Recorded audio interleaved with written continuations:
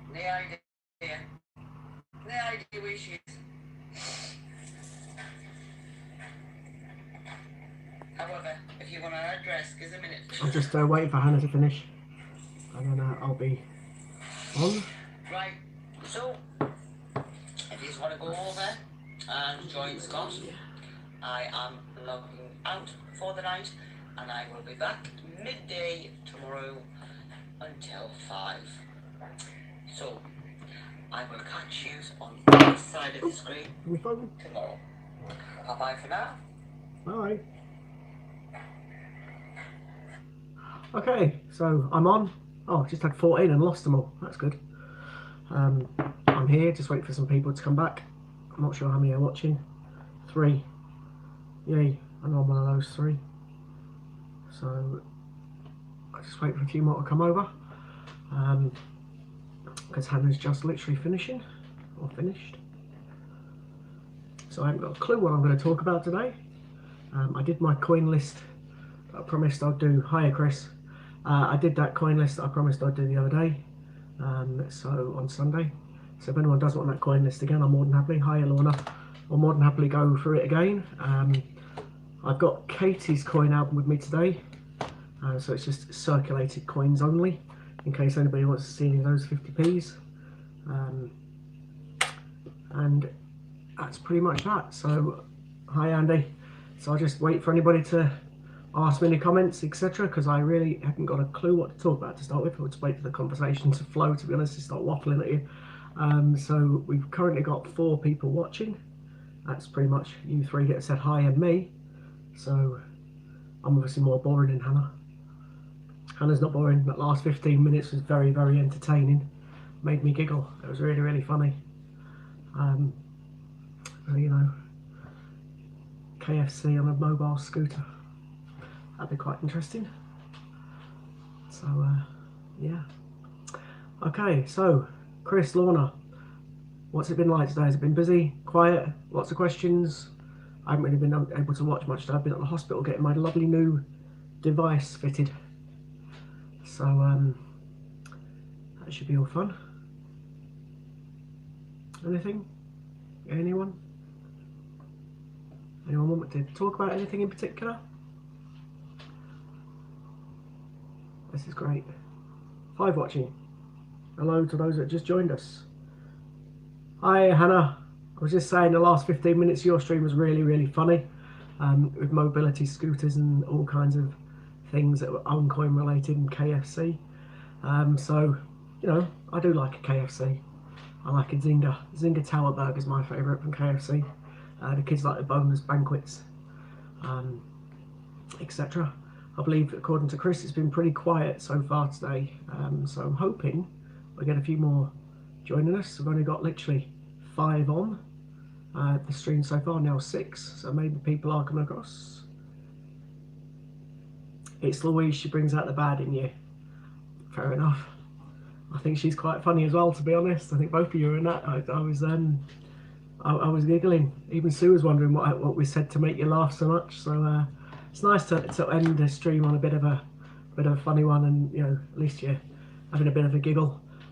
So it's kind of nice, really, to see that it's not just about coins. It's also about having a community and a bit of fun, isn't it? You know what I mean? So it's nice that people are having a bit of a giggle at the end there. Hopefully, we'll have a bit of giggle in my stream. Obviously, the funniest one I've seen so far was Matt's. When he first did Martha, that was like a laugh a minute. It was absolutely brilliant. So you know, it isn't just about coins. It is all about bringing people together in a bit of a catch up, chat, etc. I haven't actually received my Gruffalos as of yet. I know they were posted yesterday, so as soon as I get them, I will put them out into circulation. I've never used the Coinster before, as I was saying in Hannah's stream, so I went to my local Tesco's and did the Coinster today with my leftover 1s and 1p's from my 1p coin hunt. I did quite well on that. I can imagine her on a lawnmower right outside KFC. I'm hoping she's there now and she's going to show us the video evidence, to be totally honest with you, Hannah. That'd be really funny. So yeah, as I say, it's definitely a bit entertaining that last 15 minutes. So I was quite happy, sat there giggling along. It was great. So I didn't watch much of it though, Hannah. I do apologise because I went to Tesco's to try out the coin stuff. I had to try it before the coins come tomorrow. I didn't want to press the wrong button while I'm videoing myself and look like a plonker. So I uploaded that to the CJ's site before, but it is quite straightforward to use it. You literally just put your coins in, press the button on the screen, and it make it to charity, etc., and then shove the coins through the slot. The only problem was the coins got stuck, so I had to literally turn into it and put the coins down. Luckily it was my 1p, so no one can accuse me of taking a Gruffalo out or anything like that, because it wasn't the Gruffalos, it was just pennies. So I'll have to learn for that one for when I do actually put it in the coins to tomorrow, or when I get my coins. So that'll be quite interesting. It's a bit of fun, but a bit different. That was from my 1p coin hunt. Those pennies were left over. I was putting up at 51p. Obviously I didn't have a pound, so I put the 51p in and just gave it to charity. And that was just my practice run, as I say. I found about 300 and something pennies that I can use on my coin hunt.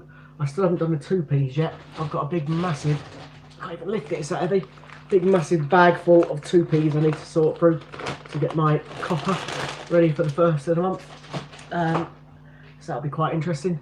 For those that don't know what Ian does, once a month on the first of the month, he does a coin hunt, or not coin hunt, he does coin auctions, I should say, and we use 1 and 2p's in the auctions, and the 1 and 2p coins have to be ones that are non-magnetic. So I've got my fridge magnet, which I've been just a normal plain fridge magnet. I'll show you the other side. It's one of Oliver's, Mrs. Brown's boys. But I found this is the best magnet I've got in the house, so I've been using that. I also then found a really small magnet that picks up the coins, and this one's got a lot more power in it because it's tiny, and I mean it really is tiny, but that's got more power in it than that Mrs. Brown's boys one has. It's just that the fridge magnet has got a bigger space to put the coins on. So that's the way I was getting my non-magnetic coins. As I said, the ones you have to go for, the ones that don't stick to a magnet. The ones that do stick to a magnet, we don't really need those ones in the, they won't be used in the auctions. However, I do look for the certain dates. For the pennies, it was the 2008 to look for, and that's the portcullis. The 2p's, when you're doing the 2p coin hunt, the ones to look for, oh, and 2017, sorry, in the penny as well. Hi, silly. The 2p's to look for is the 2008 feathers. I did about £5 worth of 2p's on Sunday at the in-laws, and I didn't find one portcullis. I did find 2 territories 2p's, but that was it. I didn't find any, but I found lots of the ones that didn't stick to a magnet as well. So there was like another 50 odd of those that I've got, just over £1's worth. So I can use those on the first of the month. I'm still nowhere near the 3,000 like someone used last time, but just having that amount there was quite heavy. So goodness knows how you managed to post 3,000 and odd coins. But I'm sure if I win something for that amount, which I doubt I will, then I will certainly have to find out how much that weight and postage cost. I'm going to send him in a Haribo tin, I think, that I got from Halloween. So it'll just be the empty tin with the coins in it. So yeah, that's pretty much what happens on the first of the month. So I've been doing that over the last couple of days. As I say, I posted some earlier on. Hannah is wrong, you what? Sorry. No, I don't think it's wrong at all, silly. I think we all want to see it, mate. That's why I said video it.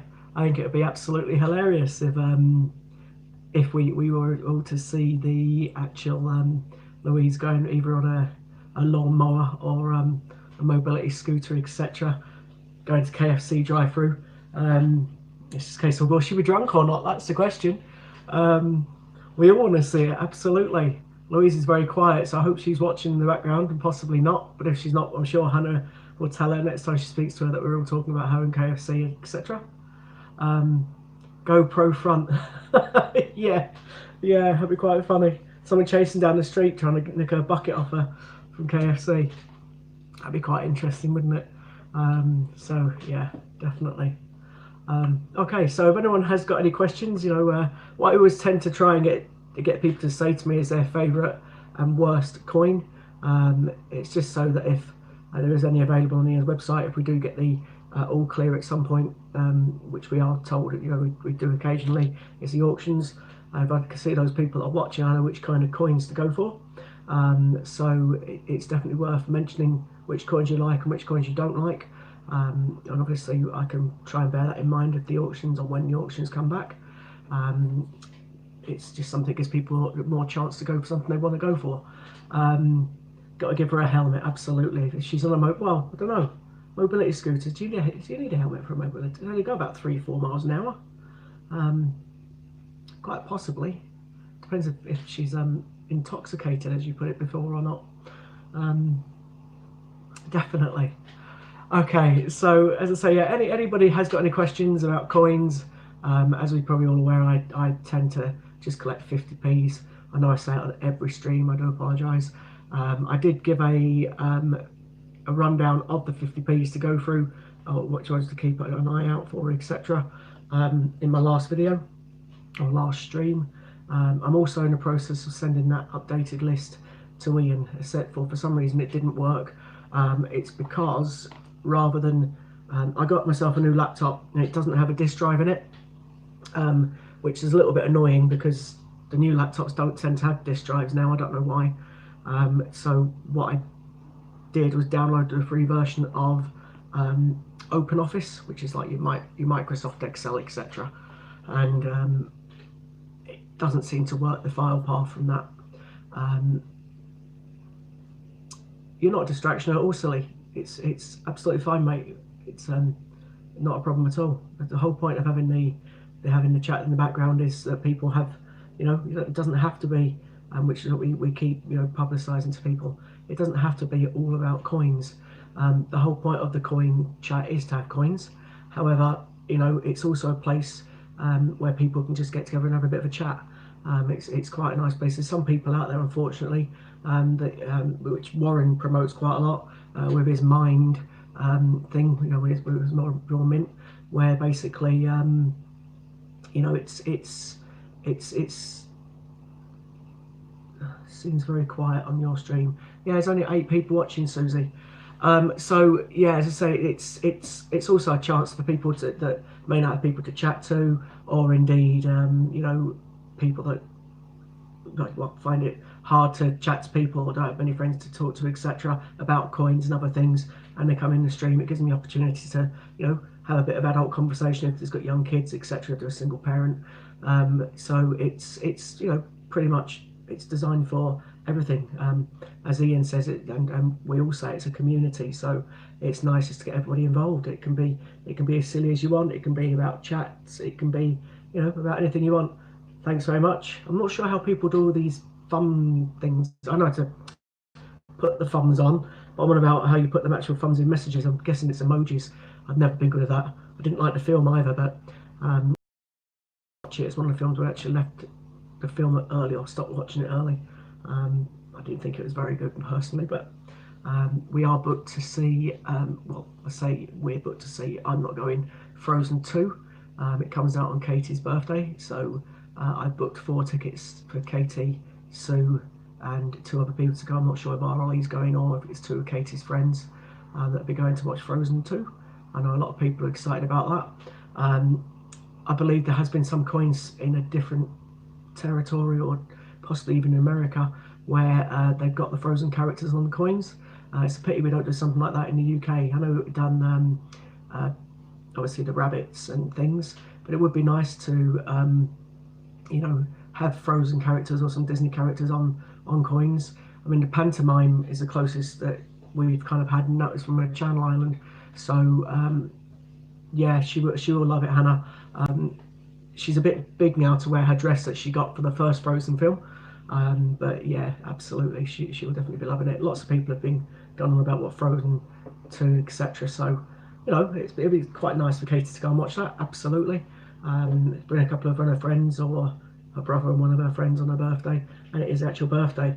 For her 10th birthday a couple of years ago, she was very lucky. She actually got tickets to see Little Mix. Silly Little Mix are a horrible well, I say horrible, that's just my opinion, but lots and lots of people love them. They're a girl band from the UK. I don't know if they've come across to America yet. but they probably had to be down by now, to be honest. But yeah, she saw them on her 10th birthday. Little Who, it's a cake company. No. Oh, she wants me to come now. Okay, we'll see. So yeah, so that she's quite lucky. A couple of years ago, she saw Little Mix on her birthday. On her 10th birthday, it was nice one to take your Magic 10 with and watch Little Mix. And this year, she's going to see Frozen on her birthday, so that's quite nice. Oliver was more interested in going out and having a meal with the family. So, but you know, everybody likes their own things.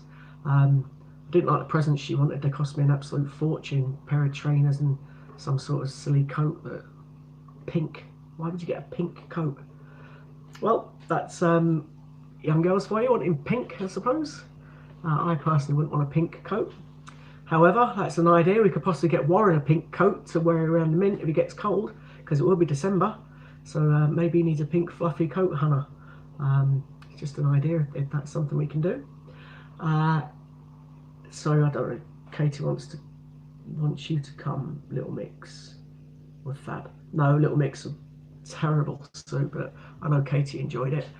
We all have our own opinions. I don't like Little Mix. I did enjoy One Direction, to be honest. That was a concert when we went to that. But yeah, you enjoy cake mix. Yeah, so does Oliver. Oliver loves eating cake mix from when Sue's been making or baking cakes. Oliver always tries to nick the bowl and licks the spoon and things because he likes the cake mix. That's quite funny. You've not heard of that girl group?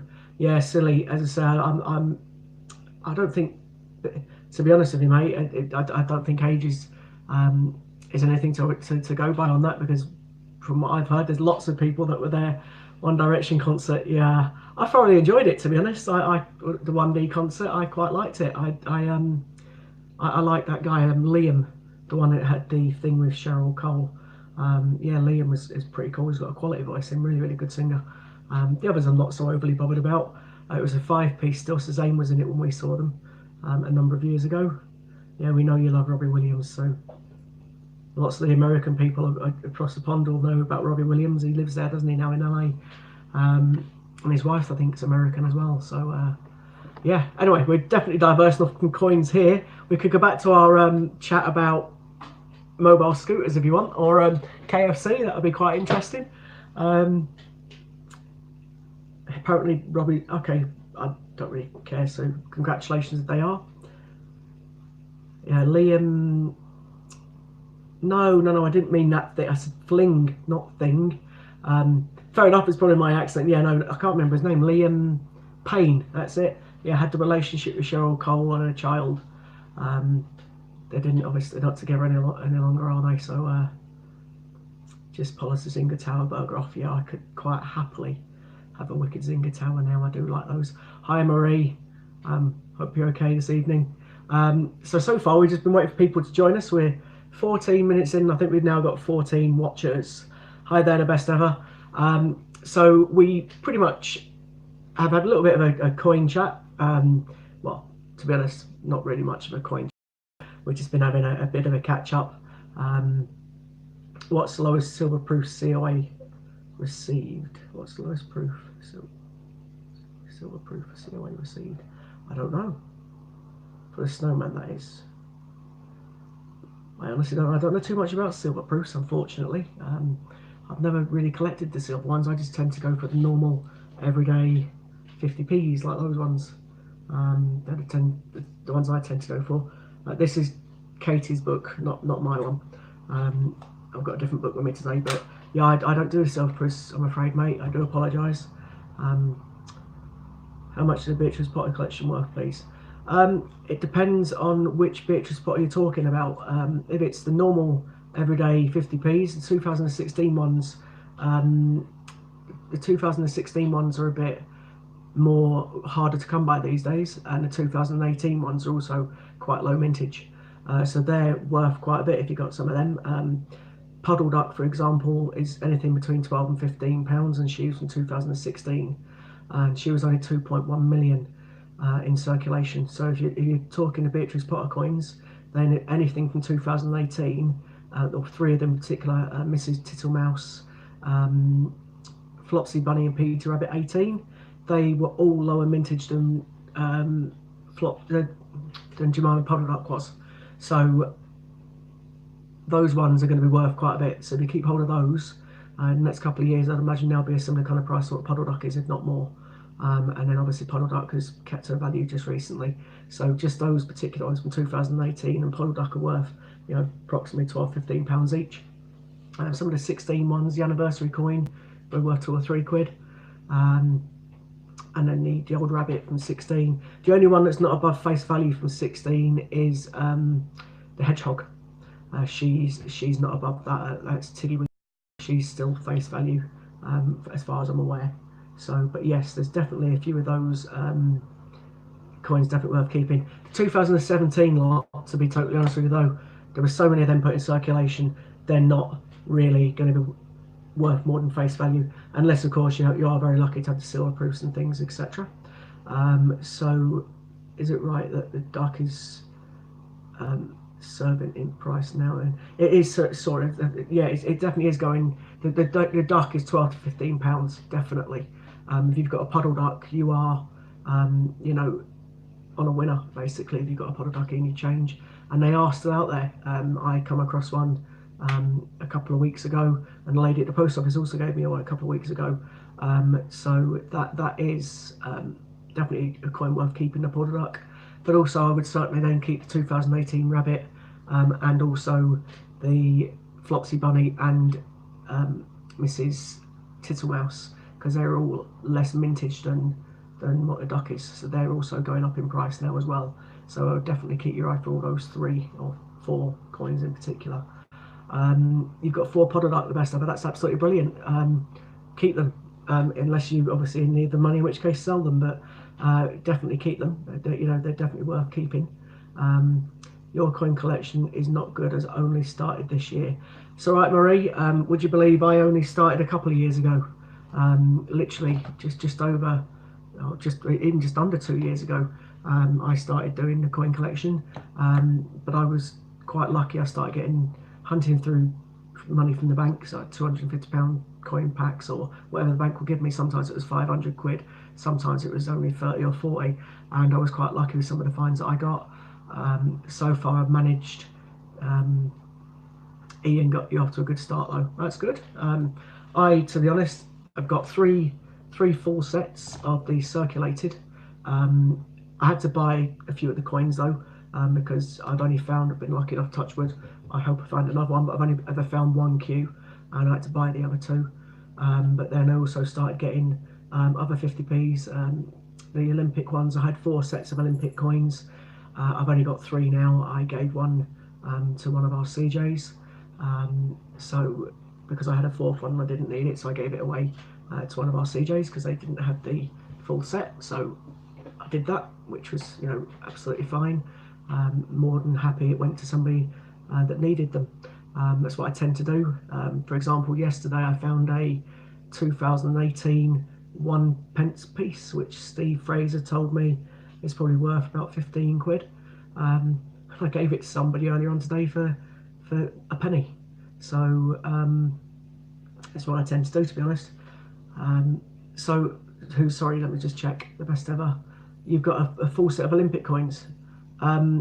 That's fantastic. The Olympic coins sell, yeah, approximately, Mike Groot's right, between, well, it depends actually. On a good day, thanks Hannah, on a good day the full set will go for around about 60–70 quid. If you put it in a coin album, one of the official coin albums, looking around about 100 quid. So it does depend if you got if it's in a Royal Mint official 2018 Olympic album, or one of their Olympic albums they've released, in which case that puts the value up, because you can't buy those albums anymore unless you do pay a little bit more out on eBay on the official ones. You can get the unofficial ones, but the official Olympic coin album is quite expensive to get. So yeah, you're looking just for the coins alone around about, if you sell them as a set, about £55, £60, something like that. But if you sell them individually, then you get a lot more, because obviously certain ones like the judo, the wrestling, the tennis, well, not so much the tennis, but the judo, the wrestling, and the football coin are all between £10 and £15 each. So if you just sell those 3 alone for that kind of figure, and then the rest for about 3-4 quid each. You could make quite a bit of money on that coin set. If you were to break it up and sell it. I know that's how most sellers tend to do it. They break it up and sell it rather than sell it as a full set. Obviously, if you sell it as a full set, people expect to give a better value on it, or less, expect to pay less for it. I don't know why that happens. I think it just does, but in my opinion, it should make it the other way, because if you've got the full set and you sell it in the full set, then you put the effort in to find those coins, to source those coins, to put them in the book or whatever you put them in, and sell them. But unfortunately, it doesn't work like that. A full set, as I say, you're not going to get as much for if you split them separately. So it's definitely worth splitting them. As I say, Marie, though, keep going at it. You will definitely get coins. There's lots that are available, lots out there, and you will find them when you change. So you can get your puddle ducks and things still in change.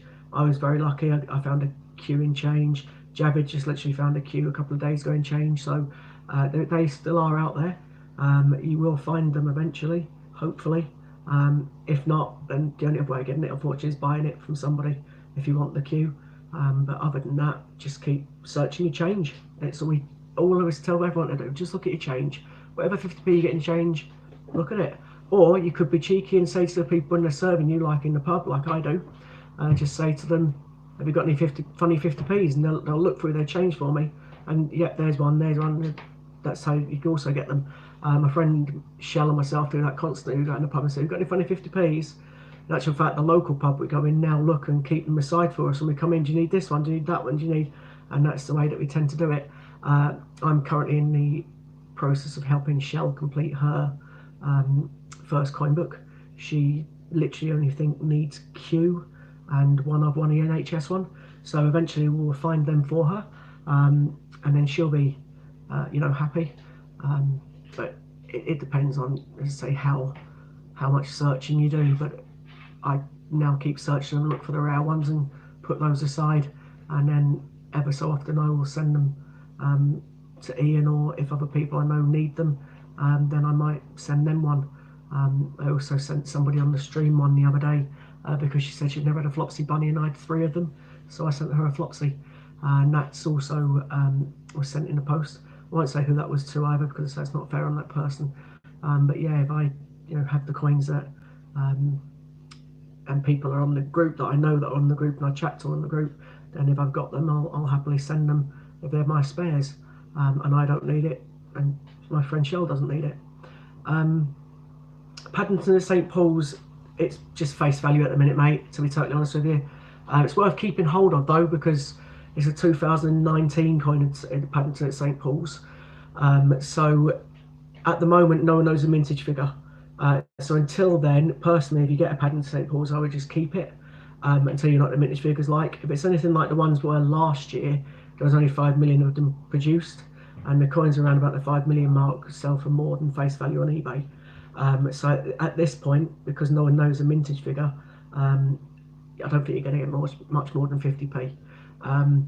How about the Gruffalo? The Gruffalo was never put in circulation, so if you're lucky enough to find one in circulation, then I honestly don't know the answer. They sell in the pack from Westminster Collects, etc., for £4.50. If you find one from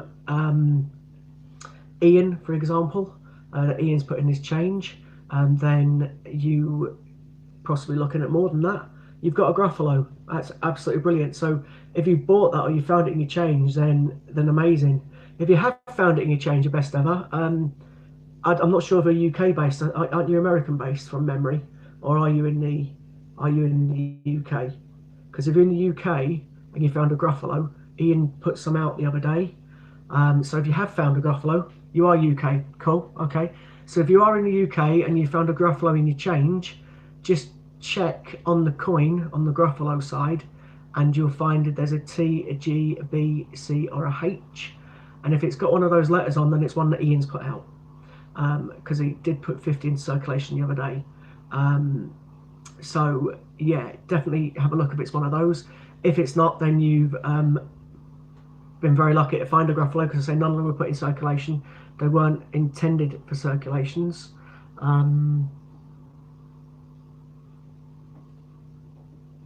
Forgive me, 1 sec.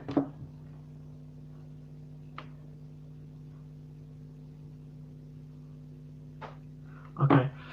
Yeah, so there's certain coins say definitely worth keeping an eye. But if you found a Gruffalo and change, best ever, fantastic. Just check and see if it's got one of Ian's letters on it, and if it has, then it's been from Ian's. If it's not, then you just have a very, very, very lucky find. A bit like me yesterday with that 2018 penny that I found in my change. So if you put me in a search list, okay, if you can put me on your search list for 2 flops, if you're grateful. Okay, fair enough. I haven't actually now got flopses left. I sent my last one out, but I'll certainly keep my eye out for them. So if I find them, then if it's people I recognise, then I'll certainly keep my eye out for them. Flopses are becoming more and more harder to find because people are now aware of the mintage. You need to order some cash bags, and I think there's more. Yeah, so there's lots of coins you can get. What I tend to do is go to certain banks and certain post offices where they know me now, and they will keep the coins for me. If you're a business, you get the coins a lot easier than what you do if you're not a business. I'm not a business, I just literally am a collector, so it's quite hard to find a bank that will give you a full £250. Stephen Hawking 50p, again, it's the same. It was never put in circulation, so £4.50 up to £10, depending on if it was a packaged coin or if it was just a normal one from Change Checker. So if you found one of them in your change as well, the best ever, then you're doing fantastic, because I don't think Ian's put those out yet. He will be putting the Stephen Hawking in circulation at some point, but at this point they're not out in circulation. So I think the cheapest you can get a Stephen Hawking's for is still about £4.50. Oh, there you go. So Lighty's just said you can send the Gruffalo into the Great British Coin Hunt, and Ian will verify if it's one of his. You won't get a COA. H will be, I'm not sure what the letter's saying, it's one of the Great British Coin Hunt. I'm not sure what that means, Lighty, but basically I think you can send it in to Ian and he'll confirm if it's one of his. Sorry I've missed people, so good evening Andrew and also Judith. Hope you're both okay. So yeah, so there is some definitely, you know, some of the coins are being put in circulation, the best ever. The Gruffalo has been put in circulation. I know 50 have gone out in circulation already, and I know that they are being released by Ian this week to the people that are putting them out, so they will be available quite well. Hopefully people will find them in the change. Putting a price on it, I honestly couldn't tell you what price it will be. As I say, at the minute the cheapest one you can get is £4.50, so if you can, I'm guessing it possibly more than that. Sherlock Holmes, no, unfortunately.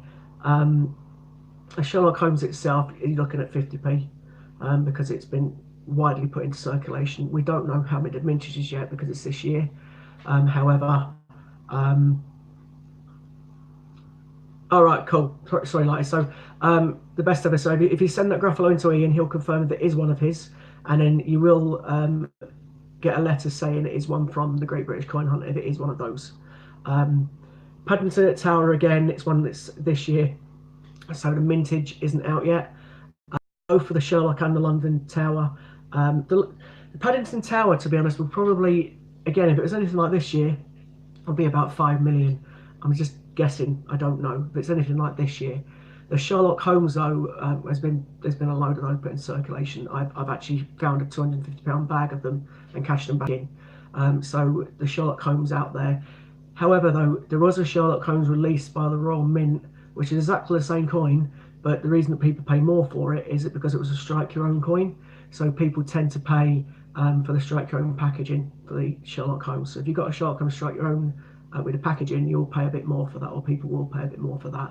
But it's just a normal Sherlock Holmes and you're looking at 50p, I'm afraid to say. So that one's not worth that kind of much money at the minute. However, it may be, it depends on what the circulation is. If it's anything like the People Act was last year, there was 9 million of that put out in circulation. So again, you're looking around about 50p for that one because it is quite common, quite easy to find it. Let's have a quick look again.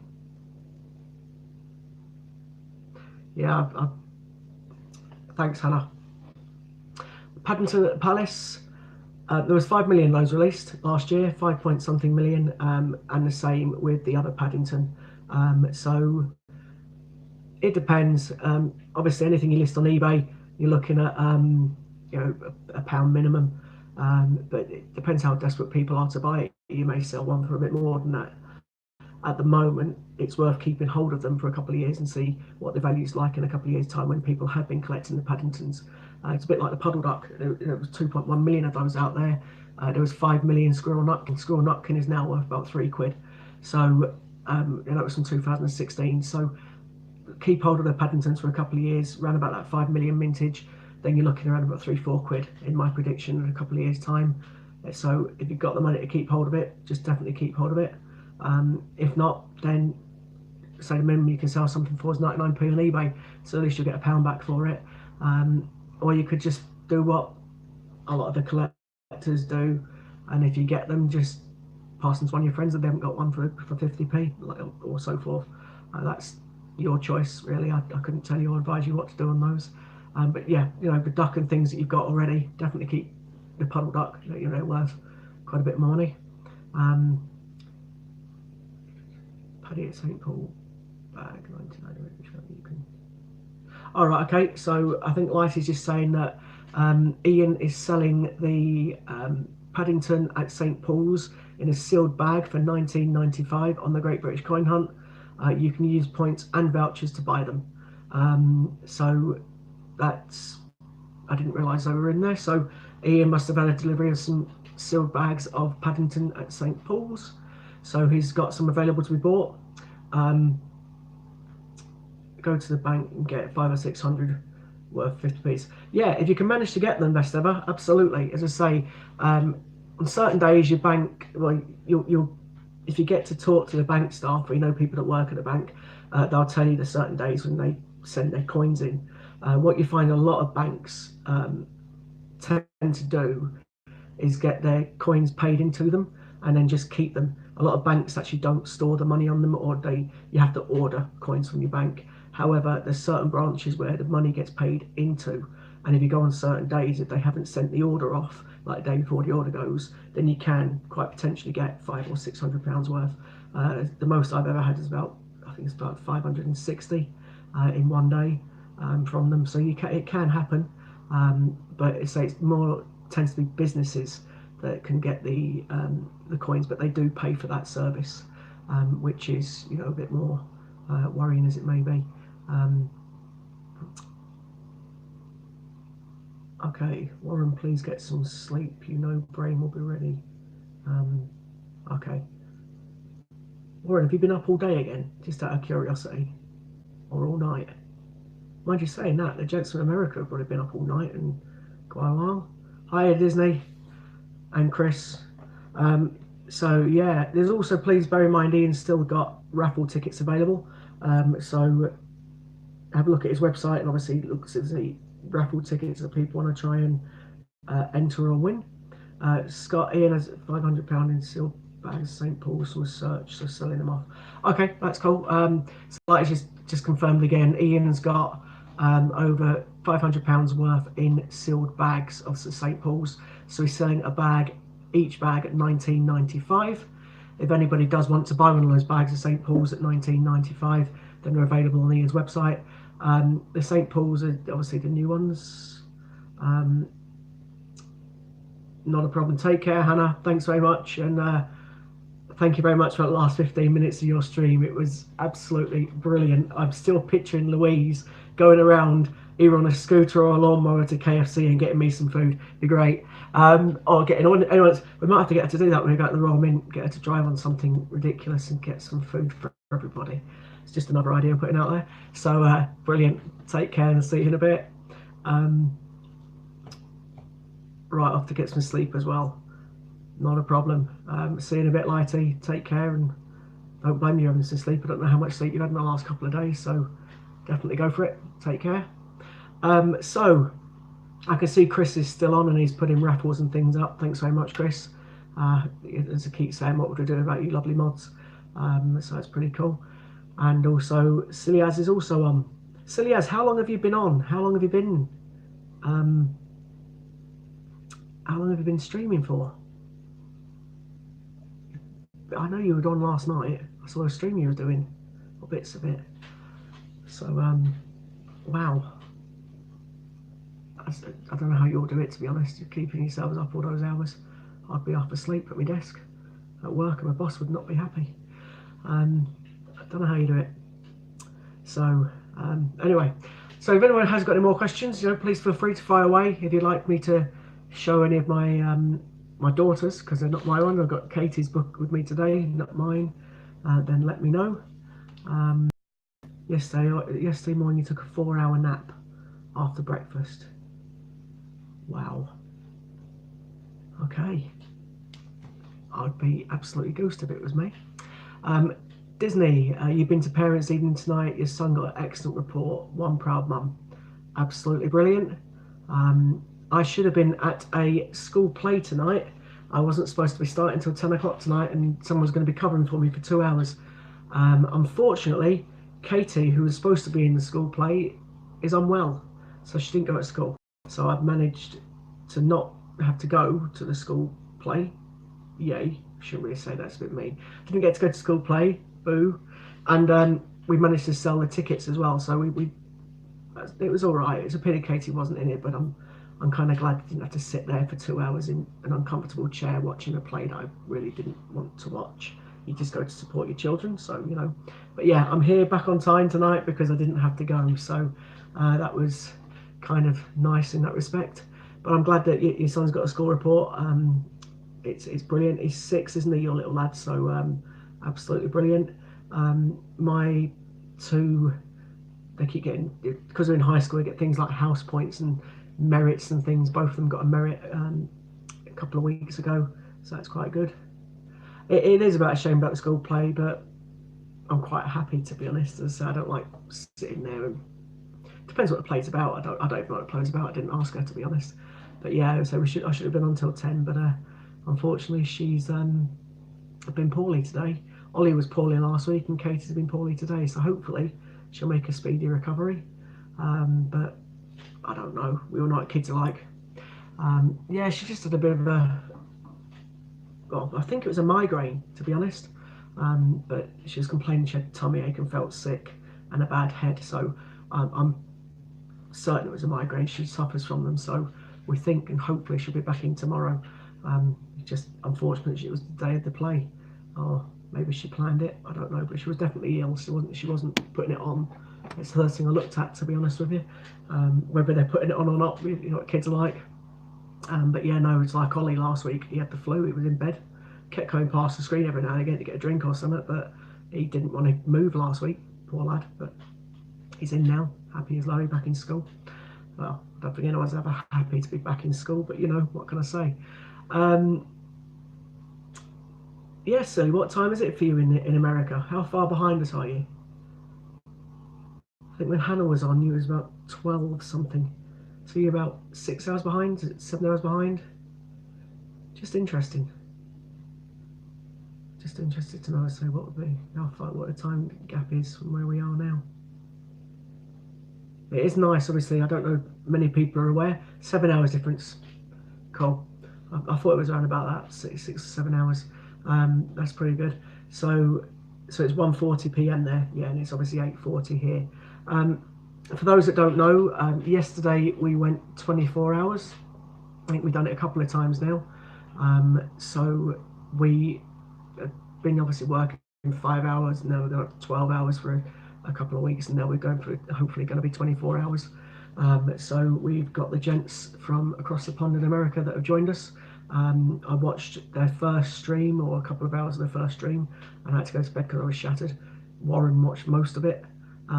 Warren seems like a robot, mind you saying that. So does Silly As, he seems to be on all the time as well. So absolutely brilliant. I don't know how you're keeping yourself awake, but that's absolutely brilliant. So yeah, so they've joined us across in the States, and the stream seems to be going very well.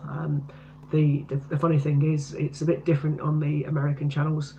After a certain time at night, well, they tend to use a bit more, let's put it a different way, a different language to what we use. They use some naughty words occasionally, which is absolutely fine because obviously it's past the watershed on our channel at 9 o'clock, so it's not a problem. But you know, so it's my hat's off to them, because I know that watching one of the previous streams, they used quite a lot of language, and they've knuckled it and tamed it right down. So absolutely brilliant, and they all seem really, really good. And I don't know a lot more about, well, obviously I don't know anything about American coins, to be honest with you, but yeah, absolutely brilliant. Hi there, sorry, Metal Detecting UK, I'll just say Metal Detecting UK with Metal, the Dorset part. So Metal Detecting, good evening. Warren King, Susie, Marie have spent quite a few hours with us. Yeah, that's cool. Yeah, Kim's on quite a lot. I've seen Kim on a few streams. I've been in and out if I've woken up or things. First thing in the morning, I saw you this morning, whoever was on this morning at 9 o'clock. So that's pretty good if people are watching and supporting. That's absolutely brilliant. As I say, it's nice to have you guys with us. I'm more interested because I've never known anything other than UK currency. I've used, obviously, when I went abroad many years ago. We haven't been abroad since we had the kids, but I've used euros and things when we went to Lanzarote, but I've never used or seen American dollars. Although saying that, I did find 5 cents, about 3 of them earlier on in my 1p coin hunt. They do look very similar to the 1p UK money. So it's nice to see different kinds of currency. I still don't understand too much about how the American currency works. I know that obviously you've got dimes, quarters, dollars, etc. I'm not sure if it's a certain amount of dimes make a quarter, and then a certain quarters make, I was going to say a pound, but a dollar, etc. That's just as little knowledge as mine is. Forgive my ignorance. I don't know say too much about the American money, so I would definitely have to be tuning in to watch some of your American streams and see what these what your coins are and things. I do like the way that your banks give out your money. I think it's absolutely brilliant how they come in those round roll tubs. I mean, ours come in big carrier bags like this, and then inside this you've got loads of 2p's. I haven't done my 2p coin hunt yet, but that's my next job. So yeah, ours come in things like that. So the American money in those paper tube things look really, really good. It'd be a lot easier to search through than it would be to search through, the bags that we use. So we could definitely learn a few things from the way that your banks do your money. It's very, very clever. So let's have a quick look what some of the chats are saying. Disney's just put, you were tuning into the American stream Saturday night. Midnight is late for me.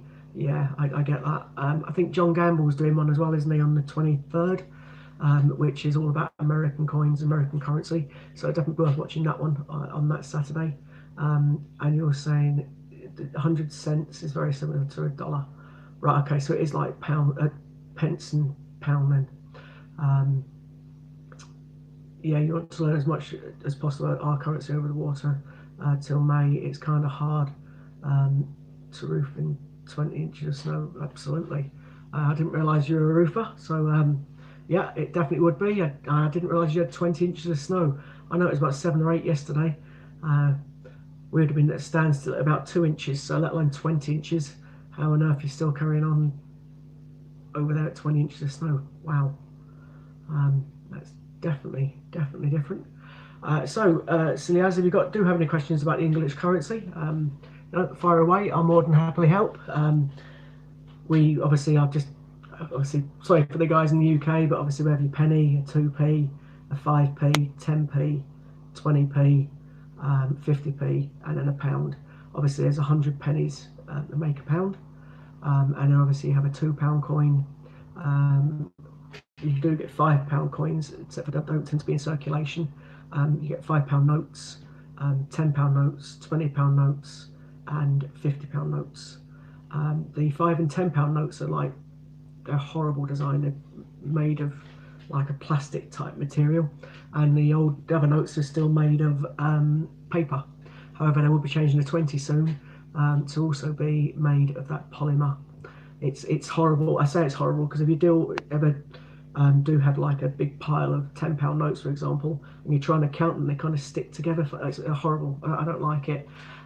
personally, but you know, it's the money is safe. You can't rip it as easy like you can do a piece of paper. So okay, Disney, I think. Well, I can't swear to it, but I know Ian definitely sells American coins as well. I'm not sure what's going to be happening on the 23rd. It's definitely worth looking and tuning in on the 23rd in relation to quarters. I know that John's going to be showing off lots of American money, and some of the state quarters I believe are quite nice. So you know that's kind of definitely worth watching, etc. So if anybody does have any kind of well, chat about coins or you know, other things, it could be American coins. There's a couple of our American counterparts on, so they can certainly answer any questions about American money, American currency. I'll try my best to answer, you know, the English currency in relation to some of the for example, like £2 coins. I will get to a bit more. I've learned quite a lot from watching some of the other CJs. I tend to know about the 50p and look for the 50p's.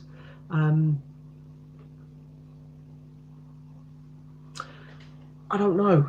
That's a good question, Andrew. I was shocked that this one was a 50p, if I'm totally honest with you. It has been 50p, £2, 50p, £2 and £5, back to 50p, and then it was a 50p again. So if they're changing it in December, which I'm led to believe they will be doing, then I'm guessing it's either going to be a £2 or a £5 coin. I heard rumours it was going to be a £5 this time, so obviously those rumours weren't correct. So I honestly don't know. I don't think it'll be another 50p. I think it will be either a £5 or a £2. I know in January, according to Warren, there's going to be a nice coin released, but he doesn't say what, and he won't give us any more information than that. So I think, Andrew, to be honest, it'll be either a £2 or a £5 coin that'll be next. My guess would be a £2 coin.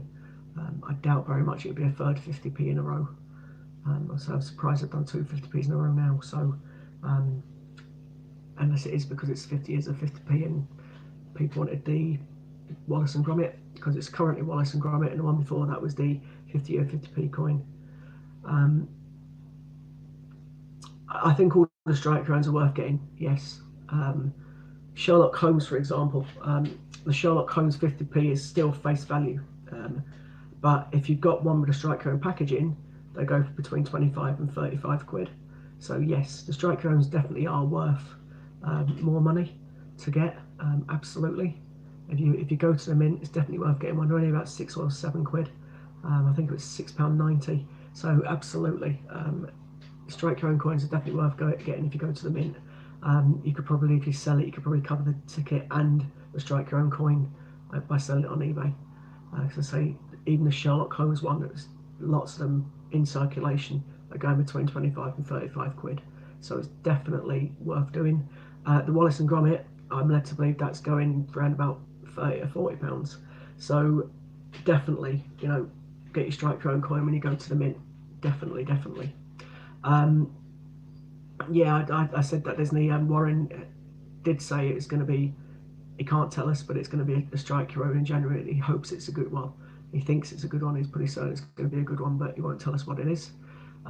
So that's absolutely fine. I'm hoping it's a 50p, but again, I don't think it will be. As other people are hoping mine isn't a 50p, but yeah, I'm definitely hoping it's a 50p because that's what I collect. But again, I'm not sure. I don't think there'll be another 50p released at this point because of the fact that it's just had 2 in a row. Hi Javid, good evening. I'm fine, thanks. Sue's okay, Ollie's okay. Kate's had a bad head, but she hopefully will be all right. That's why I'm on at my usual time. I was supposed to be on at 10 tonight, but Katie was poorly, managed to do a school play, so I'm out on my normal time.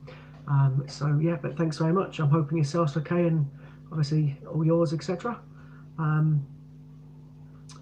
Disney, if you come on Saturday with the US, you can introduce you to good people who will treat you right for you if you're interested in. Okay, I think there's a bit of a conversation going on with Disney and silly ads in the background, so that's cool. I'll leave them to their chat rather than keep jumping in.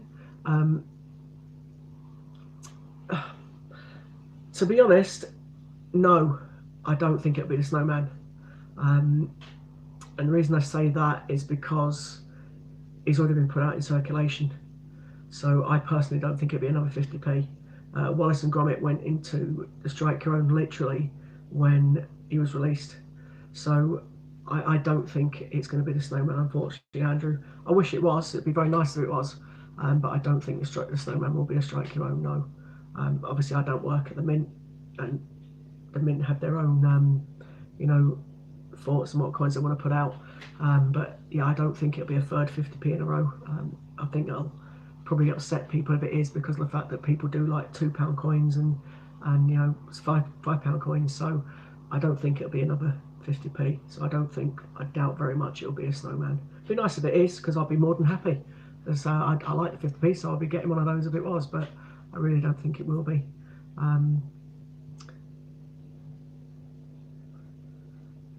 Yeah, so I'm not sure what the coin's going to be in January when we all go. Hopefully it'll be something, Warren's hinting it's going to be something quite nice that we'll all like, but I'm not honestly sure what it's going to be.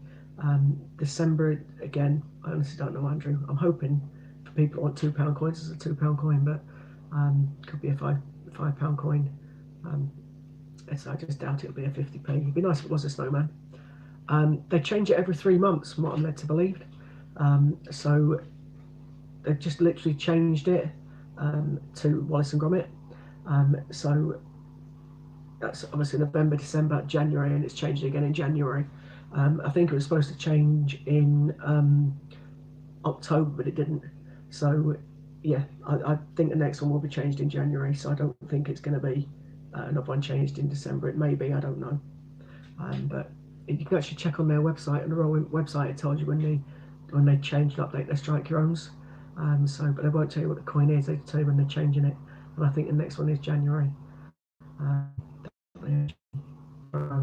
Are you planning a trip then to the Royal Mint, Andy? Andrew, is that why you're asking the question? Are you going to the Mint? So it's definitely worth getting a Strike Your Own to go to the Mint, because a lot of them go for, let's say, around about £40. So definitely worth getting one if you go in, and you can get your money back for your ticket if you sell it and don't want to keep it. Or if you do keep it, then you're going on the 23rd of December, just before Christmas. Oh, lovely.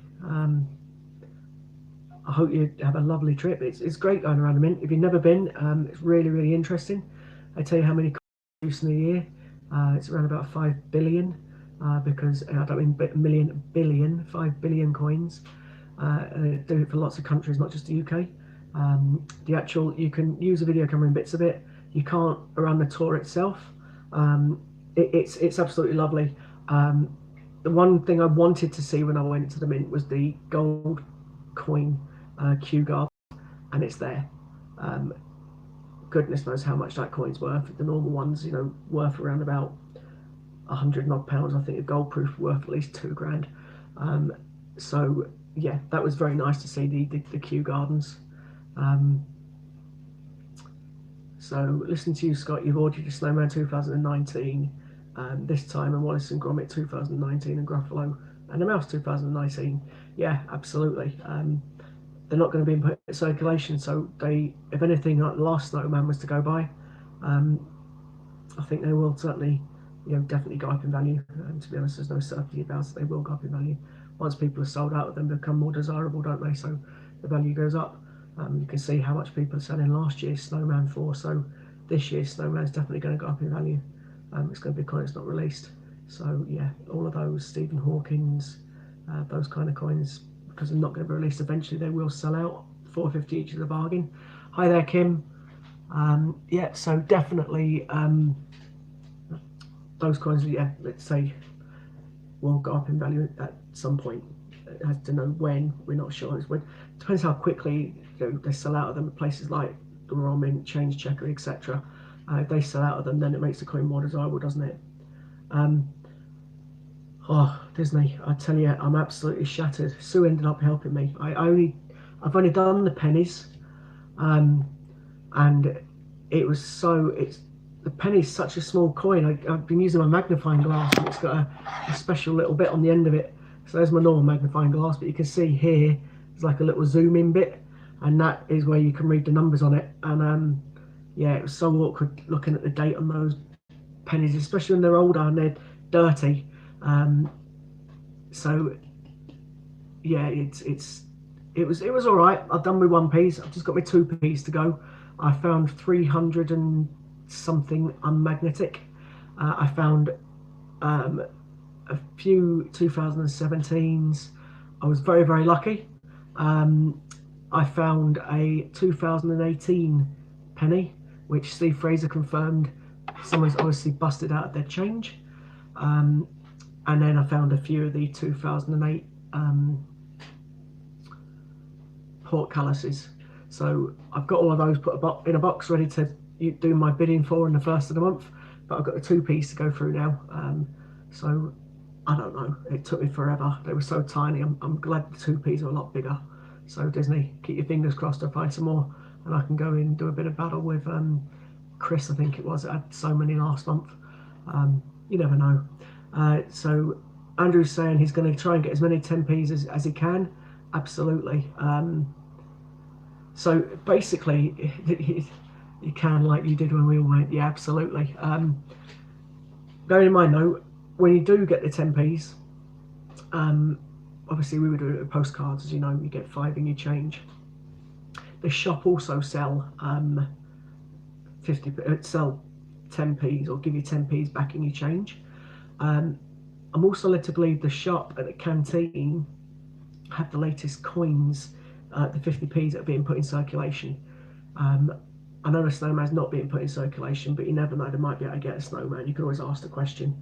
It might be worth asking the question, but by somebody that went to the mint, or it's just, one of I was chatting to quite a lot of mint that goes quite every week, and he pretty much said that if a new 50p's released, it'll go into the canteens till. So if there's no 50p that's out, they'll go into the canteens till, but there tends to be the ones that go into circulation. So for example, when Paddington was released, it went into that till, etc. So, and Sherlock. So it's definitely worth asking the question and see if they've got any new 50p's in their till, as well as the 10p's. So let's have a quick look. Yes, you've got, yeah, the 2008 portcullises, they were a lot easier to find. I did a $5's worth of £2 coins at the in-laws on Sunday, and I didn't find any 2p with the feathers from 2008 at all. I'm hoping the bag down there has got about 20 quid's worth of 2p's in it. Gives me a bit more luck. It was it's a full bag of 2p. It's quite heavy to lift up. But yeah, that is 20 quid's worth of 2p's. So it's quite a hefty bag. That'll be some fun looking through that. So that's my job for the next couple of days, to go through that. Luckily I've got until the first of the month to get my coins done for Ian's next 1 and 2p auction. That'll be interesting. At least I might have a few that I can actually bid with this time. So that'll be quite nice. You found 1p with missing? Yeah, I believe so. It had part of the date missing, didn't it? From what I was reading the other day, was it the 16 one or something? The date was missing from it. You've only ever found 3 2008 2p's. Yeah, Kim, I can believe it. Dragon Lord, I was speaking to him yesterday. He said that he's only ever found, got 4 of them himself, and he obviously does it as a business, so he gets a lot more change than what I get. And he's only ever found 4 of them. So yeah, I think the 2008 feathers 2p is quite hard to find it. Even Disney's only found, she only found 2. So you never know. Hopefully I may be lucky enough to find myself a feathers 2p. I doubt it, but, well, not a feathers 2p, a 2008 dated feathers 2p, because obviously it's just a normal feathers 2p. There's hundreds of them out there, or millions of them out there, but yeah, the 2008 one, you never know, might be quite lucky. However, I did find a few territories when I did that 50 quid's worth of 2p's at the in-laws. but only 2 territories. So, but it was still quite a nice coin. No, well, I'm hoping I'm going to get more. I think in total I've got about 400 and something non-magnetic to bid with so far, and whatever I get from that bag down there, I'm hoping I'm going to have about 500 or 600 that I'll be able to bid with. But I said to Sue, I'm not going to do that hunt again. It was so awkward looking at all the dates on those coins. I might do a 2p's. It depends how hard that is because the dates are bigger on the 2p than what they are on the penny. But yeah, I don't think I'll do a penny search again, to be totally honest with you. Or if I do it, it would just literally be for the non-magnetic ones rather than the certain dates. I just won't bother looking at the dates and just put them back. So yeah, I definitely won't be doing the doing a 1p hunt again. That's just me personally. I don't know what other people do, but yeah, it's definitely. I'm getting more and more tempted, to be honest, to start doing the £2. I know Sue said I should start looking at the £2 coins as well, so I am getting more interested in doing £2 coins. Definitely, I think the £2 will be, well, definitely worth start doing. 10p's. I won't personally do the 10p coin hunts because I think from watching other people that do the 10p coin hunts, they get 3 or 4 alphabet coins if they're lucky. Yeah, I definitely won't be doing them. I'm lucky enough to have a set of each 2018, 2019 10p set. So I'm not gonna. I bought that much. I didn't. I did kind of. The 2018 set I got from Ian. I swapped all of my 10p's I got from the mint with Ian to get myself a full A to Z book, which I thought to myself is more value for me because I'm never going to sell the coins. So I didn't see the point in keeping over 160 10pence pieces, no, nearly 200 10pence pieces, just for the sake of keeping them. So I wanted the full book, so Ian was kind enough to swap it for me. And then the 2019 I bought from the Royal Mint with the help of Steve Fraser. Well, I say the help of Steve Fraser, it was because of the top cash back, so I got 12% back, so I got some money back from that. So that was quite all right as well. Javid, Scott, you got 50p territories inserts. Do you want to know what's available to hunt? The 50p territories, I haven't got any inserts. They're so hard to come by.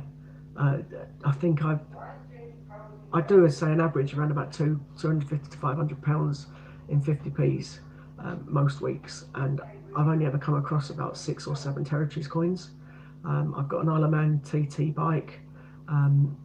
I've got the Baldwick Tower, and that's about it. They're the only ones I've ever kind of found all the same kind of coin. So I don't think there's that many of them out there, or they are obviously if you go to these places to get them.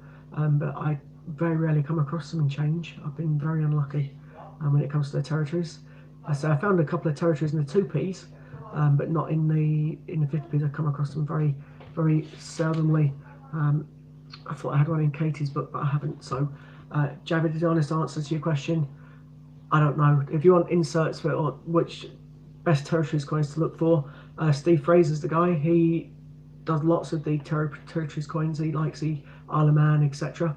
We've mentioned that we're probably going to go at some point to the Isle of Man, Steve and I, to possibly, hopefully, Ian, to see if we can get a £250 bank run and grab some of the coins.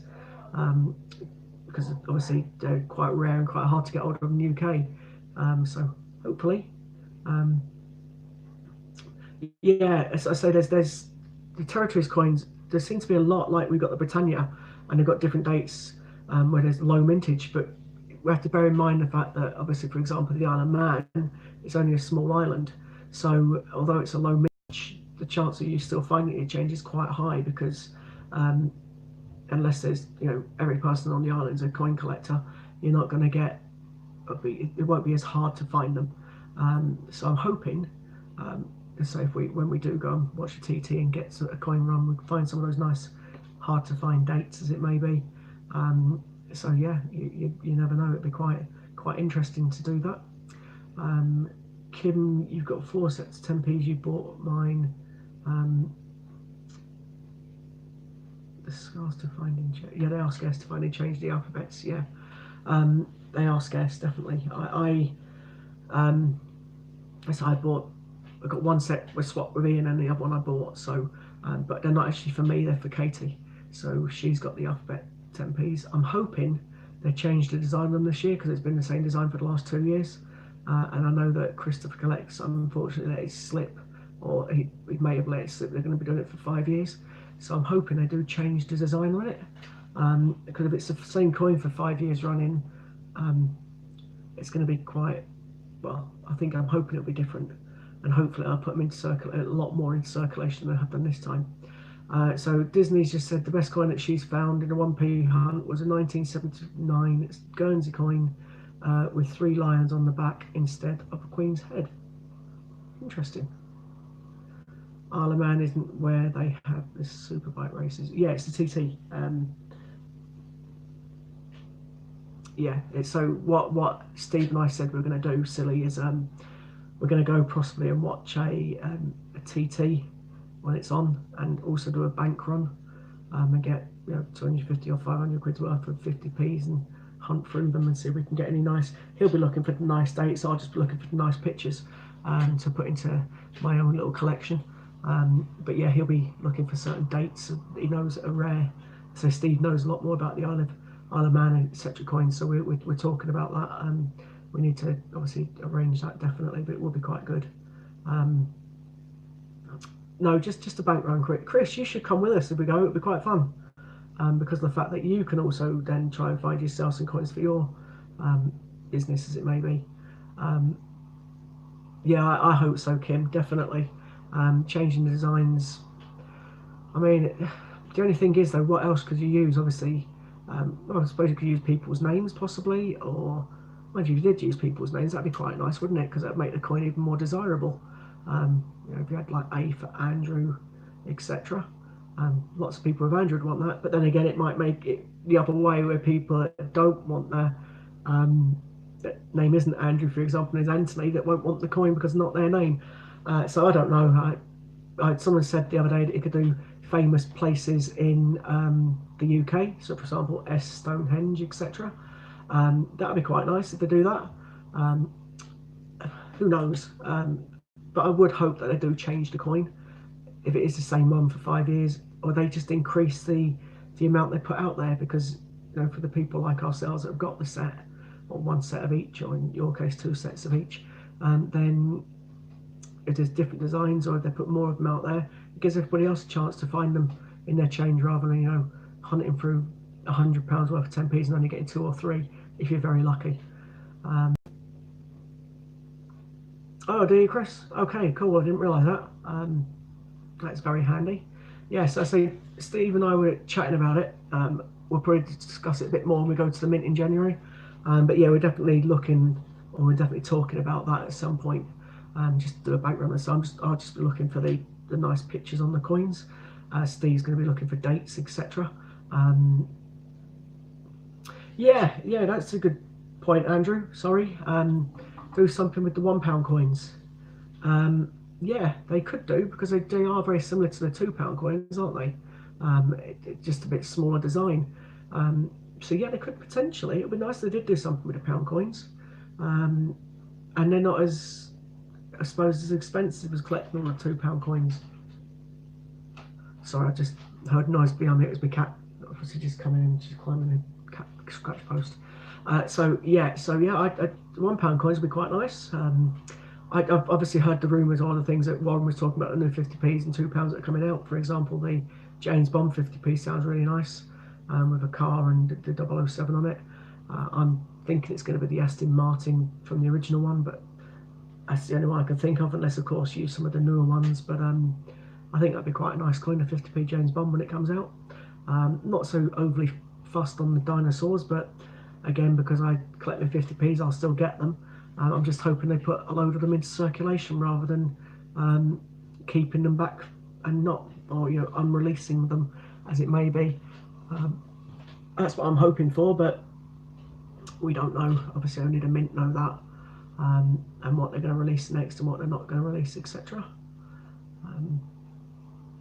Disney Princess, I've got a 2019 50p shield. I kept it because it remembered hearing that we need to keep them. No, 2018. If you've got a 2018 shield, you're very lucky because they weren't put in circulation. 2017 is the low Disney. 2019, there's lots of them. We don't know the mintage figure yet, but I was getting hundreds of pounds worth of the 2019 50p, so I don't think it's going to be a low mintage, to be totally honest with you. It was definitely put in circulation. There's quite a few of them put out there, so personally I wouldn't keep a 2019 shield. I think there's too many out there to keep.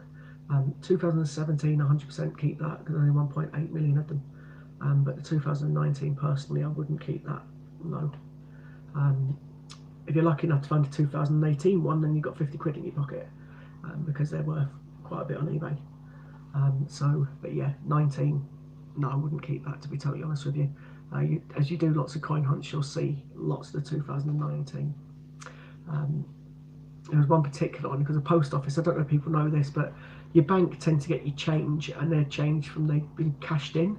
So like businesses will go in and they'll cash their change into to the bank, and that's where if you go to the bank, you say, can I have some 50p's? You tend to get ones that people have cashed in to them. In some ways that can be good if someone isn't a collector, or indeed if someone's paid their collection in, you might be quite lucky. However, the post office is the place where you tend to get the new coins from, so that's where they tend to distribute them to first, and you'll find that the post office gets the newer coin. So and they're always in sealed bags as well, or they tend to be in sealed bags as well. Sometimes you do get bagged bags, but normally they're sealed bags. Of the new coins are anyway, and you'll find that I get like I had the Paddington at St Paul's, I've had the Paddington at the Tower, I've had countless amounts of the Shield 19, and I've cashed them all in because I haven't kept any of them. I think one of the Tower sets I sent about 50 quid's worth to somebody because they wanted a few of them. So obviously I got the 50 quid back, but I sent it to them, and that kind of thing. So yeah, the 2019 Shield, I'm afraid, is definitely not going to be one that's desirable. It's worth keeping one though, obviously, because of the fact that if you're going to do a coin collection and you're going to keep the dates and date orders, etc., then do so, because you'll see in Katie's book here, I've got all the Britannias in this bit here, all 12 of them, and I've got the shields. There's obviously a lot less shields because there are a lot of them that haven't been put in circulation. So yeah, it's definitely worth keeping one for yourself. For those that don't know, the shield years, I've probably heard me say it a few times. Hold on one second, sorry. See my videos, you've seen so many Shield 2019, you don't think there'll be low mintage? Yeah, no, that's right, Jared. That's pretty much what I was. So Jared just confirmed. Thanks very much. What I was saying is there's so many 19 out there. However, Disney, you probably are aware, and I know you watched my videos previously. But I'll say it again, just for anyone that isn't watching. The 50p's that you'll find that are definitely worth keeping. You'll find them in circulation because a lot of people don't keep them. Is the 2008 Britannia. The reason being is it's a low mintage because of the fact that it was when the Shield was introduced. So there's only like 3.5 million of those out there. Definitely worth keeping the Britannia 2008. And then the 2017 Shield is worth keeping, again, because it was 1.8 million of them. There's actually more Isaac Newtons put in circulation than there was the Shield from 2017. So it's definitely worth keeping the Shield from 17.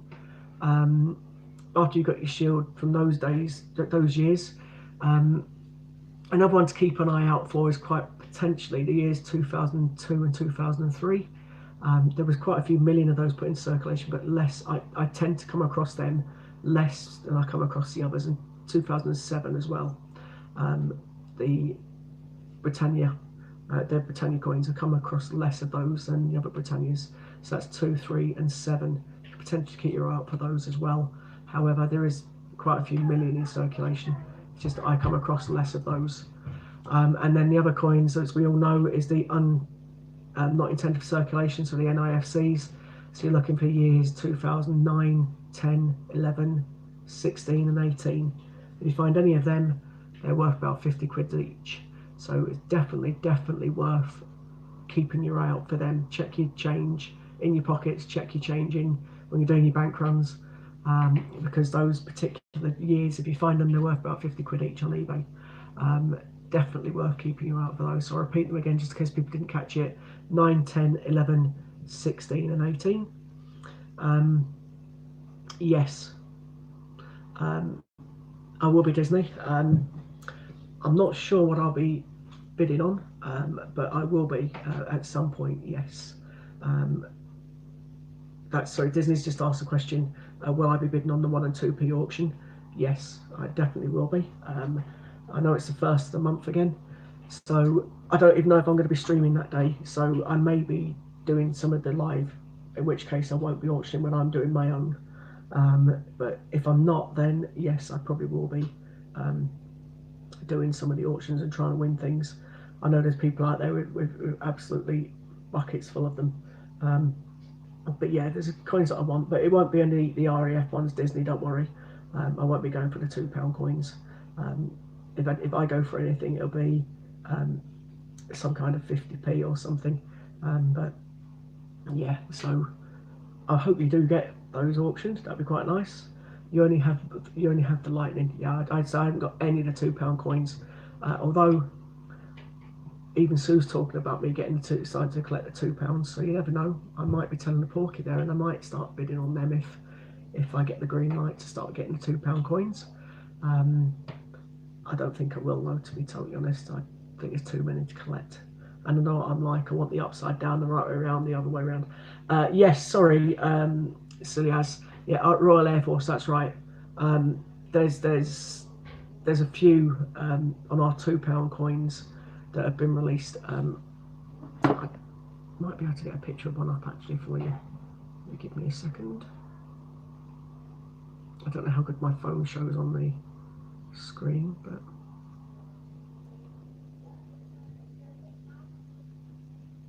so that's the lightning one, RAF lightning. So that's one of them. Then you've got a Sea King. So that's another one.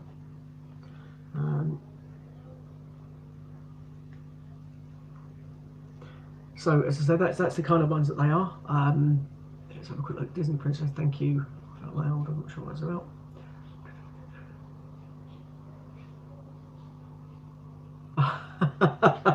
Fair enough, Disney, not a problem. Chris has probably got hundreds and hundreds of 1 and 2. Was it you, Chris, that had the biggest amount sent in, or you sent the biggest amount in?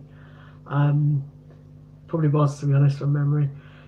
In actual fact, well, let's just quickly come into my head because I've just seen a Cook coin, Captain Cook. So it hasn't been confirmed yet. However, people have asked that when the gold proof coin happens on the 5,000 auction, that Ian's kind of hinted, or a few people have said maybe the Cook. So that's another £2 coin. So for those that don't know, we've got certain milestones that we would like to try and hit. It'd be very nice if we could hit one of them tonight whilst I'm streaming, or indeed while one of the gents from across the seas is streaming.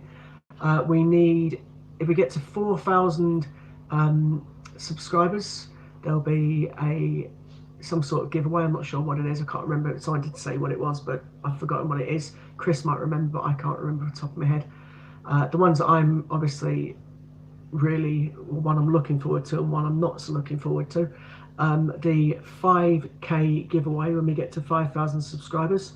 It will be a gold coin, and it's not a giveaway, it'll be an auction where people can bid with 10p A to Zs and certain 50p's, it might just be the A to Zs, and you get a chance to win in a gold proof coin, or auctioning for a gold proof coin. The last one went for 575 A to Z 10p's. So that will be happening when we get to 5,000 subscribers. When we get to 10,000 subscribers, Ian from the Great British Coin Hunt will be doing a live stream, but he'll be dressed like something out of the Rocky Horror Show. And when I say that, I think it was a leather shirt and see-through trousers. Hence why I'd much rather just jump straight from 9,000 to 11 and forget 10 happened. But you know, we shall see what happens. I'm sure Ian's a good sport, so he'll definitely do it. But it's a case of I don't know if I want to see it. But anyway, let's, you know, some people may, and they may get us to the 10,000 even quicker now. So yeah, so we're trying to get as many subscribers as we can. If people haven't done, please share it with anybody, and you know, try and get us up to the, or anyone that's interested in coins, I should say, and try and get us to the 4,000 quite quickly. I think we only need about literally 30 people or so to get to the 4,000 subscribers, and obviously as soon as we get to 4,000, the gold coin will be auctioned off. So anybody that's watching from across the pond in America, or indeed in the UK, it's got friends who are interested in coins, please definitely, you know, mention the giveaways and so forth that we're trying to get to. So, oh, Chris is saying Disney is safe, he won't be bidding. Okay. I wonder why. Chris, why are you not bidding? You win quite a few.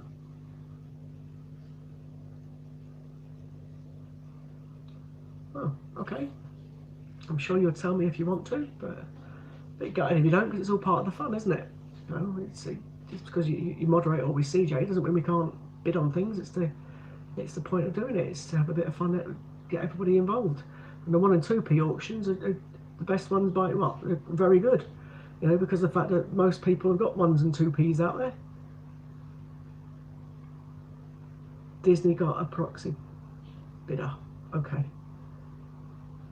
Oh, you're just not going to bid on ones that Disney's going for, is that what it is? Got ya. Got ya, I'm hoping that's what it is. Don't start bidding on ones I want either. No, I'm joking. Yeah, so, you know, that's absolutely fine. So while we're on, obviously please don't forget, we have got auctions that happen once a month for 1 and 2p's. The ones that we look for, 1 and 2p's, are the ones that are non-magnetic. So if you're mad enough to do what I've been doing for the last couple of days, get your 1 and 2p's, run a magnet, that's my magnet, across them. Obviously try and get a better magnet than one I'm using. I tried to buy one from a shop yesterday and I couldn't find one, and I've had to order one off eBay. So hopefully I will get them. I'll get it soon. But yeah, you literally just run a magnet across to it, and any coin that's magnetic sticks to it. You don't want those coins. It's the ones that are non-magnetic are the ones that he's after. And if you get the non-magnetic coins, they're the coins you can use for the 1 and 2p auction. There is certain dates, so the ones that are magnetic, that you need to keep an eye out for and keep them. We've mentioned those a couple of times, but the first one is the 2008 Feathers. Another one is that's 2008 Feathers 2p, I should say, and the 2008 1p portcullis. Keep hold of those because they're low mintage. Also the 2017 of both coins, they're also low mintage. That's the 1 and 2p, so keep your eye out for those ones. Otherwise, if they don't stick to the magnet, they're the ones that you can use. And obviously try and win some auctions. Disney's coming after me. Okay, fair enough.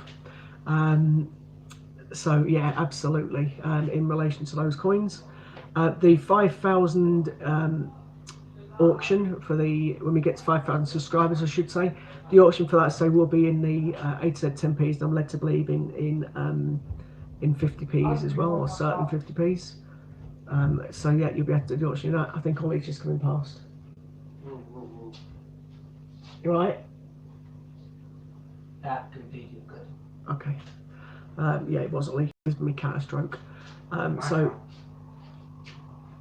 yeah, that'll be the auction that's going to happen in 5,000 subscribers. We are, say, only about 30 subscribers short of getting the 4,000 for the next giveaway type thing. Scott, be afraid, be very afraid. Okay. What be afraid about? I don't know. I think Disney's going to try and beat me on the auctions. I can If we beat do. him. I can beat him on FIFA 21 beat what? Yes, I know you can beat it on FIFA 20. Ollie, that's a cat's toy. Why are you kicking a cat's toy? Look at the ball. Because it's a ball. Okay. My son likes football. He's a Manchester.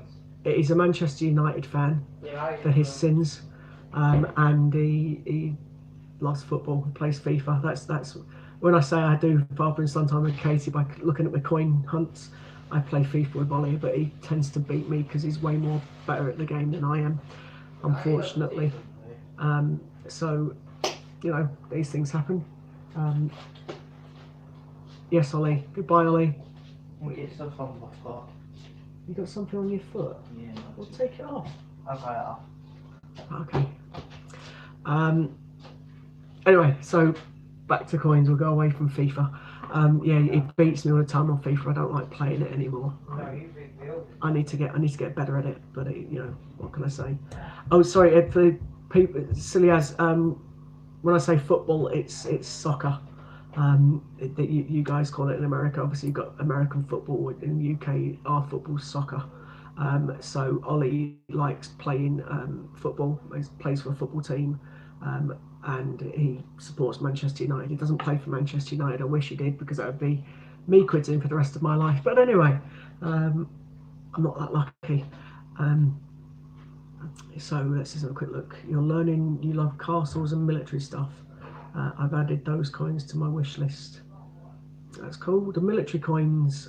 So there was a military set released of 50 years of 50p. My favourite coin of all time is in that set, silly as, or silly. My favourite coin is the D-Day 50p. Originally released in '94 as a big coin, it's now a small coin, or has only been released in those 50 years 50p sets as a small coin. That's one of the military ones. It's a stunning coin. Ian's got the proper bigger version of it available on his website. I would have a look at that coin. It is lovely. Well, I personally think that's the best coin 50p design. I just think it's stunning. But of course, you've also got the Battle of Britain, Battle of Hastings, Victoria Cross medals, and Victoria Cross heroic acts. All of those 5 were released in that set. It's just that I like the D-Day personally, and obviously there's also other coins that are in the £2. Like there's a D-Day £2 coin. There's the RAF ones that Disney was mentioning. There's lots of coins that we've released in the UK that are military based. You know, D-Day was World War II, but yeah, it's lovely coin. Stunning coin. I really like that one. Personally, that's my favourite one.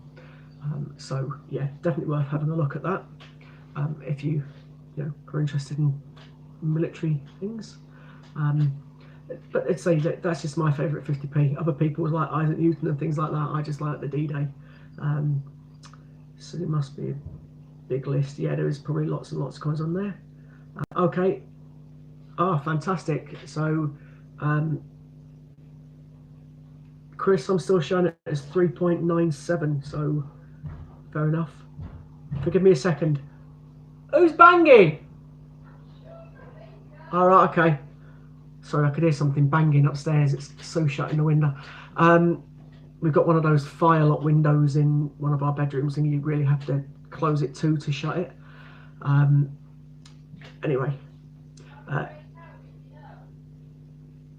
Yeah, probably. So, according to Chris, we only need 20 more subscribers now to get to the 4,000 giveaway. So let's hope we get that. I don't think I'll get 20 more on mine, mate. It'd be absolutely brilliant if I did, but there's only 16 people watching. Unless people go and share it, and please share the stream, share some of Hannah's, especially Hannah's last 15 minutes. Mind you, I'm sure the rest of it was very good. It's just I only saw the last 15 minutes, and it made me have I found it really, really funny. I haven't really watched much stream today because I've been at the hospital. I've had a new device given to me. You can see it there, and that's a sensor for my diabetes check. So I basically can now use my phone, and it will tell me what my sugars are doing, which I think is a marvellous piece of kit. Unfortunately, though, I'm only on a trial. I haven't been given it officially. I may not get it yet. It depends on the funding on the NHS in the UK. But hopefully, you never know, I may get one. But at the moment, my sugars are behaving, so that's good. So like Disney, I know I wasn't ill. I just went on what happened on the stream. Oh, you mean Hannah's stream? So I only caught 15 minutes of it. Lou was on, and the conversation started about someone being drunk and disorderly on a push bike or something like that. And then Lou started talking about being drunk and disorderly about a mobile scooter. And then there was a conversation about her having a ride-on lawnmower. And then after a ride-on lawnmower, it was going about KFC and going to a drive-through on these ride-on things. And it was just funny. It's probably one of those you have to be there and watch it. But yeah, it made me giggle. So I didn't watch the whole stream, unfortunately. I do. There's certain CJs I do quite like, watching their streams, and I like watching Hannah's. I think she's very great at hosting. I wouldn't say is it charismatic or where you come across very well on camera. She makes me laugh. I quite like Hannah. I like when Warren has a bit of banter with Lou in the background, and it was Lou and Hannah that were, having the banter. It just made me chuckle. Poor Hannah, parts of it couldn't speak. She was laughing that much. So yeah, it was just a great 15 minutes. I wish I'd been in a bit more of it now and maybe had a bit more of a laugh earlier on. But unfortunately, I wasn't here. So I'm also doing a bit of my practice run Disney as well, for doing my Gruffalo.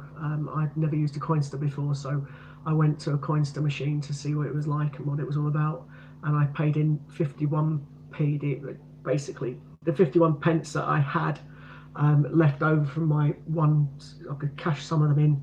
I'm going to be cashing some in there in a bag down there, about 10 quid's worth still. I've got 3 quid's worth or £3 odd worth, and then I had another 50 odd p, and I figured I'd take that to a Coinster to try it out before I get the coins, so I didn't make a mistake when I go to film the video. And that's pretty much what I've done. So I put some Coinster I've never used on, as I say before.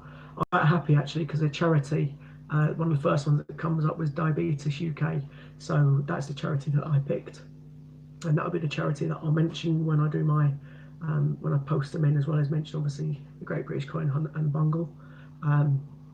But yeah, it will be Diabetes UK that I mention. Good evening, Matt. And obviously the reason for that is the fact that I'm type 1 and so is my daughter Katie, so that's why I'll be mentioning the diabetes one.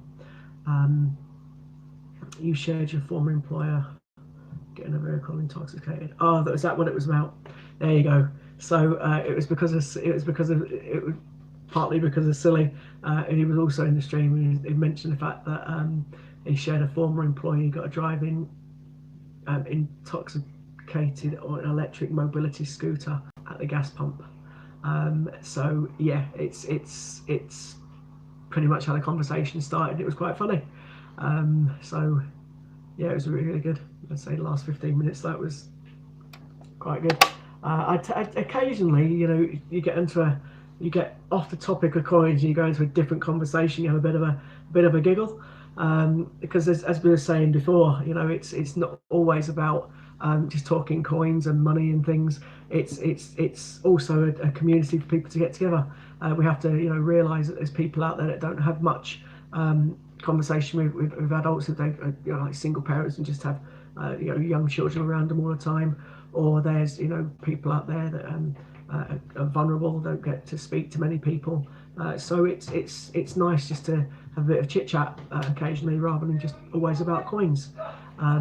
So yeah, we was going on about Louise going for a drive-through on a lawnmower to KFC, but she was saying that her partner wouldn't really like that idea. So yeah, it was that kind of silly conversation, but it was quite funny at the time. A bit like that stream when Matt dressed up as Martha. Apart from the one idiot that come on, it was a great funny conversation. You just wanted it to carry on. So that was pretty much it. Yeah, Hannah was in tears, you're right. Judith,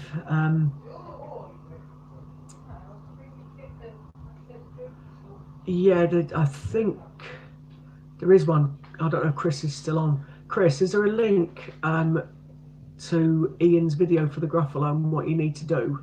I'm sure it's in his site. Because I use my tablet, I can't physically type it, and if I do it from my computer, I'm not a mod, so I can't do it. But if you go into Ian's website, not Ian's website, on Ian's YouTube channel, and there is one definitely about the Gruffalo and putting it in circulation and how he's done it. He goes to a coin stuff, he puts the whole lot in one go, and then it's pretty much Right, is that the one where he shows you the Gruffalo video? Yeah. Yeah, there is a link. If you go Have to you? his You're a page, mod, aren't you? I'm on who? You're a moderator, aren't you? Yeah, well, Is there any way you can put the link up? I don't know. You wouldn't know how to.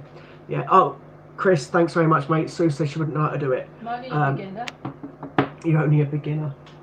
Your hair's wet. I had a shower. Oh, okay, fair enough. That's what the window was open for. Oh, was it? Yeah. That's what's worked on too. Well, you question everything to do. Oh, I thought it was What I was doing, I was thinking of jumping out the window, but it's too cold outside, so I thought, now I'm coming back in.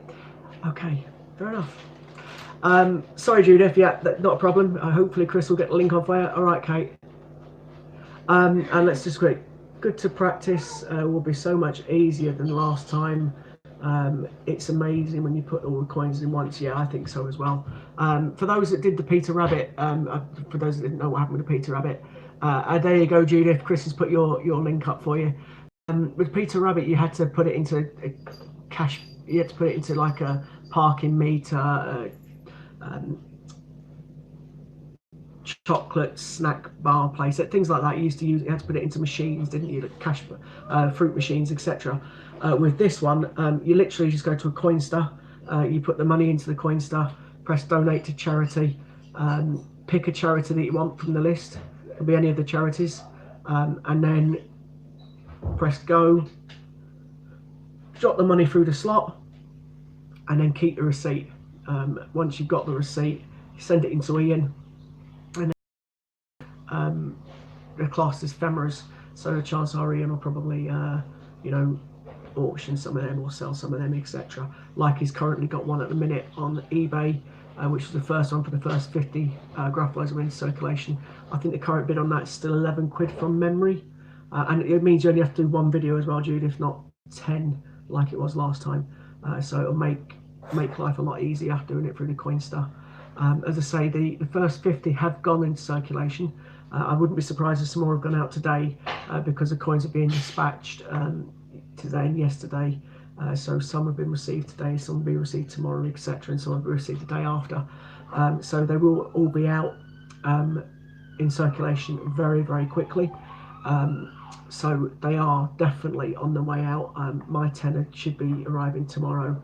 My 10 coins, I think Disney should be arriving the same time as mine, because we both had ours sent the same day. So yeah, it's a lot easier to put them out. And there you go, Chris has now put the listing up for the first 50 that went in. Obviously the receipt that come out, Ian is selling that ephemera. It's on eBay, the link is now there. Is it still sat at 11 quid? I can't remember what it was sat at. Let's just check. It's worth me checking the link on my computer. Possibly. So I might miss a few comments. I'm just trying to check the price of the auction. What's going on? Why is it you click on that and it comes up with accept cookies? Yes, I accept cookies. So the ephemera's current bid is still £11, yeah. So currently the ephemera with the certificate of authenticity and the receipt, signed also by Ian, looking at it. He sent this to Cancer Researchers, say that my test run was to Diabetes UK, and my proper one will be going to Diabetes UK as well. And it's currently at £11, 13 bids. So the link's there if anyone does want to place a bid and try and win that. Ian is hoping it'll go for around about £25, but we never know, it might go for more. bearing in mind it is going to be a piece of history, hopefully. The first 50, or the first receipt for the first 50 Gruffalos that put in circulation. If it takes off the way that we're hoping it will, like the Peter Rabbit is doing okay, but we're hoping the rest, follow suit, and it becomes more national press rather than just on the internet, etc. Then people will want these and become more desirable. So it also gives me the opportunity to say, he's still selling these the coins with COA on his website, on the Great British Coin Hunt website. So please, if you haven't got a COA Gruffalo yet and you want one, please obviously go to Ian's website, the Great British Coin Hunt, and purchase one. I think the current price now on the Gruffalo is £50. So yeah, definitely worth potentially obviously investing in the future, especially I think one of the Peter Rabbit ones went just recently. Well, I know one definitely went for £100 because I was going to bid on that one, and I didn't. Well, I was bidding on it. I was the highest bidder up to the last minute, and then someone put a bid in because I already got Peter Rabbit. I didn't bother bidding again and let that person win. So whoever that was, congratulations, because I was going to bid, but I didn't. I thought I've got one, a bit greedy, and didn't go for a second one.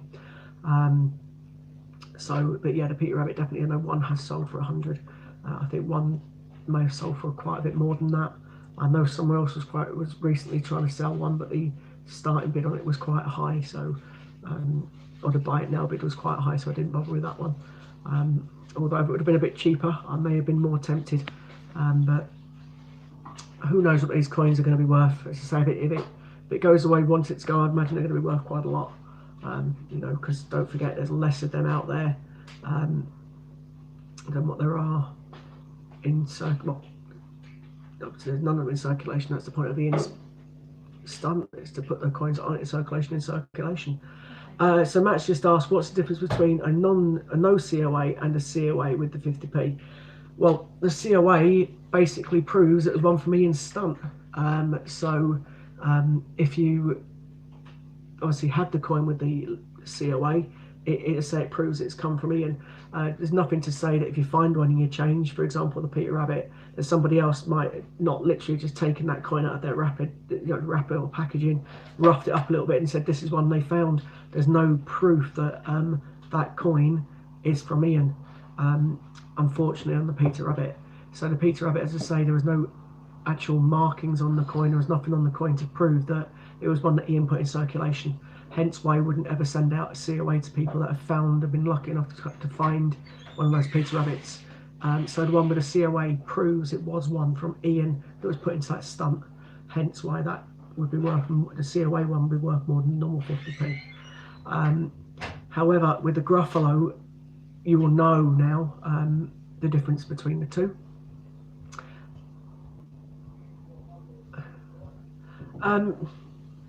Well, Matt, the difference is probably if it's a Peter Rabbit, probably not.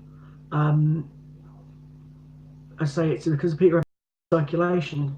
So if you find one in circulation, then I say there was only 400 put out by Ian. So if you're lucky enough to find one of those 400, I suppose it doesn't make a difference if it was, put in circulation by Ian or not. It depends, what people want to pay for the coin. With the COA, it just proves it has come from Ian's stunt. So that's the point of the COA. But again, the Gruffalo is a bit different. The Gruffalo, for those that don't know, that Ian's put that there's going to be, it's still the same Gruffalo, but there's going to be put out with his initials on it, so TGBCH. So we're not. I know where the mark is, and a lot of us know where the mark is that have got a COA coin, or indeed are going to be obviously sending them out. We know where the mark is. We're not allowed to tell you where the mark is, but you will find it. And you watched the video, cool. So you will find the mark on it, and obviously Ian has said that if you do find one in circulation that's got the mark on it, he will then give you the COA if you ask for it, because you send the coin in, you prove it's one of his, and he'll send you out the certificate. So if you do find a Gruffalo in change, he will send you the video. You can see the mark on the video. Fair enough. That's fine if you know where to look. Obviously, I'm not going to promote it, but if you've seen it, then that's fine, not a problem. So if you know where to look for it and you find one of those coins, you're lucky enough to find one, then absolutely brilliant. And then, as I say, if you did want the certificate, because you can prove that it's come from Ian, he will then send you a certificate if you send in the coin. So you send the coin, he'll then verify it's one of his, and he'll send you the coin back with a certificate to say it was his. That's absolutely fine. If that is the case and you find one, say best of luck to you. There's going to be, I think, 1,000 of them put out. From memory, it could be 750. But obviously the Peter Rabbit, there was only 400 put out. And as Chris has just pointed out, with a COA, it'll go for a higher price on eBay when people sell them. So good luck to anyone that does find it. I say the whole point of why Ian's done what he's done is, we've mentioned it a few times, it's just because there's certain coins that aren't put in circulation, and there's books that are sold by people that have these pictures of coins in them, and obviously I'm not necessarily talking about any particular company, because there's lots of companies that make coin books. So you'll find there's coin books out there, but they have the pictures of coins that have not been put in circulation, so you can't get those coins just by finding them in your change like you can with the older 50p's and the older £2 coins. So because of that, he's putting the coins into circulation, or he's putting the coins in so to give people out there that possibly can't afford the coins or afford to keep buying the coins every time one's released, the opportunity to find it in the change. To be a coin hunter, a coin collector, like I am, it's nice to be able to find the coins in your change. Again, it'd be nice to have the opportunity to find the coins in the change, and that's why he's doing it. I can understand people may not be happy with that, but I personally think that it's quite a good thing in respect of it gives the people the opportunity to get the coin at the end of the day. And if people have the opportunity to get the coin, then because some people may not be able to afford that coin, £4.50 or £5 or whatever they are, for the £2 coins. I don't know how much £2 coins, I don't buy them, but I know it's £4.50 for a 50p. But everybody can have their own opinion of it. I personally think it's a great idea because it gives lots of people the opportunity to collect it or to get it in the change. That granny in one of the videos, she couldn't find the coin, and she's lucky enough to have people send it to her because she couldn't get them in change. And it's exactly what you say. People give the opportunity to get the coin that they couldn't get the coin. I personally think that's quite a nice thing to do, because not everybody out there can afford it. So anyway, that's why the thing's happening, and say it's quite a good thing. You've got a Royal Mint book with spaces for aviation, Jane Austen, that didn't go into circulation. I don't know Disney, so I know that there's lots of coin books out there. Don't forget, there's coin books that are out there that got Royal Mint on them. There's coin books out there that got other companies' names on them, that may not necessarily always be specifically by that company, just that they're sponsored by or something, etc. So I do totally get it. I say there's definitely coin books out there that have these coins that weren't released in circulation, and it's, in my opinion, it's a bit naughty because it means people want that coin and they may not be able to afford that coin. But also I can understand, if people do collect the coins and they want the books and be able to put those coins into the book, then I can get that as well. So there's always two sides to the story, as it may be. Some people have one opinion, some people have another. Personally, I don't like the idea of the coin book coming out with the picture and people having to buy it. However, there may be people out there that are happy with the coin book coming out with that thing because they've got that coin and they want to put it in. So again, it's swings and roundabouts, isn't it? There's always two sides. I think what Ian's doing is great. I really do, because it gives people the opportunity to find those coins that potentially can't afford them, and I think that's a brilliant thing to do. But again, we're entitled to our opinion, other people are entitled to theirs. And again, I agree that all coins should go into circulation and collectors could buy gold and silver proofs. Yeah, possibly. I mean, I actually got a survey through yesterday from the Royal Mint. I answered it honestly. They asked it was about the 3 coins that had just been released, the 350p's, and the first one was about the Gruffalo, and it said, "Did you get the Gruffalo?" I said, "Yeah," and then it said, "Where did you get it from?" Or it wasn't so where did you get it from, it's the Gruffalo. How could we improve the coin? I said, "You can't. The coin is nice. The only thing I would do is put it in circulation." That was one comment. The second comment was pretty much the same, which was about the Wallace and Gromit, and then the third one was about the snowman. And I said the same comment on all of them. It'd be nice to make it available for people that can't afford to buy it. So I think it's everyone's entitled to their own opinion. At the end of the day, we're a country, you can have freedom of speech, and if people don't agree with what Ian's doing, then that's their opinion. I personally do, as do a lot of you. So that's pretty much that. So let's just have a look. Judah's put, been and watched again, thank you. The Gruffalo. Yeah, it seems pretty straightforward. So I tried it earlier on, Judith, with some 1p's that I got from circulation, and the machine itself isn't hard to use. It was straightforward.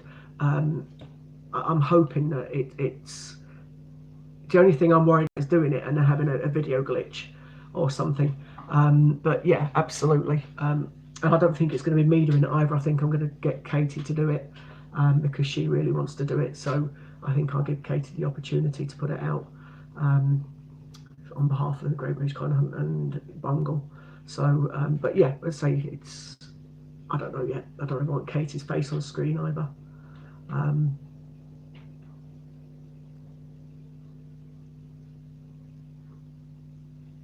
That is true, Chris. That is true. If it's not, I understand why Ian has done it. I totally get it. And if he can do it, then yeah, anyone can do it. It doesn't mean to say it.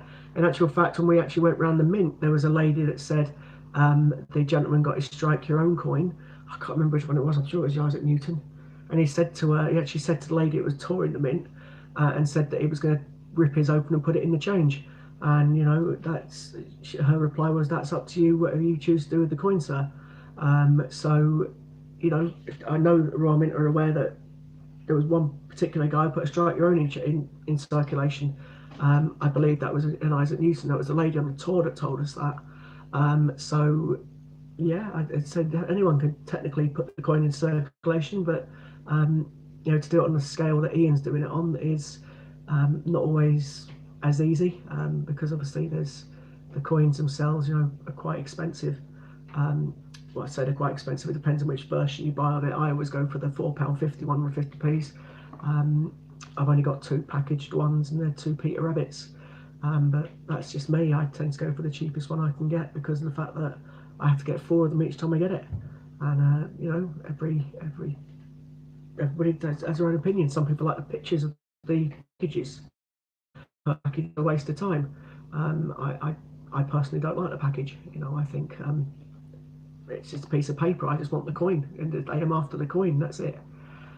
So yeah, say everybody's entitled to their own thing. People like the pictures and the cards. I'm not knocking anyone that doesn't. That's totally. So we're all unique and all different, aren't we? At the end of the day, and if we all like the same thing or agreed with the same thing, then the world will be a very boring place. If we all look the same, it'd be a very boring place. You know what I mean? So. Everyone's entitled to their opinion, and I say I personally don't like the paper one, the packaged ones. I just like the normal everyday change checker card one or Westminster Collects card one. That's where I tend to get them from. And we all do our own little thing. But as I say, I'm totally 100% behind what Ian's doing, because I think it gives those people the chance to get the coin that maybe can't afford to pay the £4.50. Especially like this month, and there's been 3 released in a month for the last 3 weeks. That's £4 a pop, or even £10 a pop.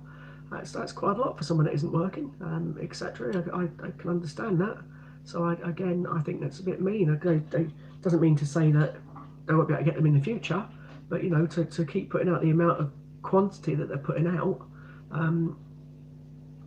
for someone that can't afford it, maybe they will stretch themselves too far. So again, so we've all got our own things and our own way of looking at things. So I totally get why other people may have different opinions, and that's pretty much it.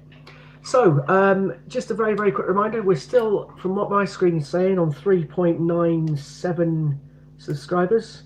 I think Chris said before it was 3.8. When we get to 4,000 subscribers, the next thing that will happen is there'll be a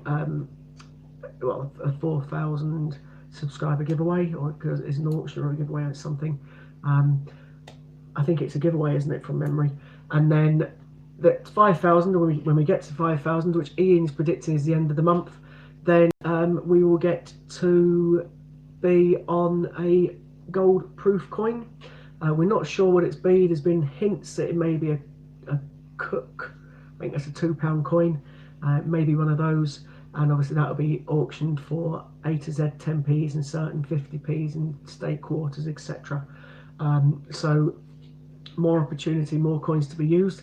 As we all know, the last gold proof that was auctioned off went for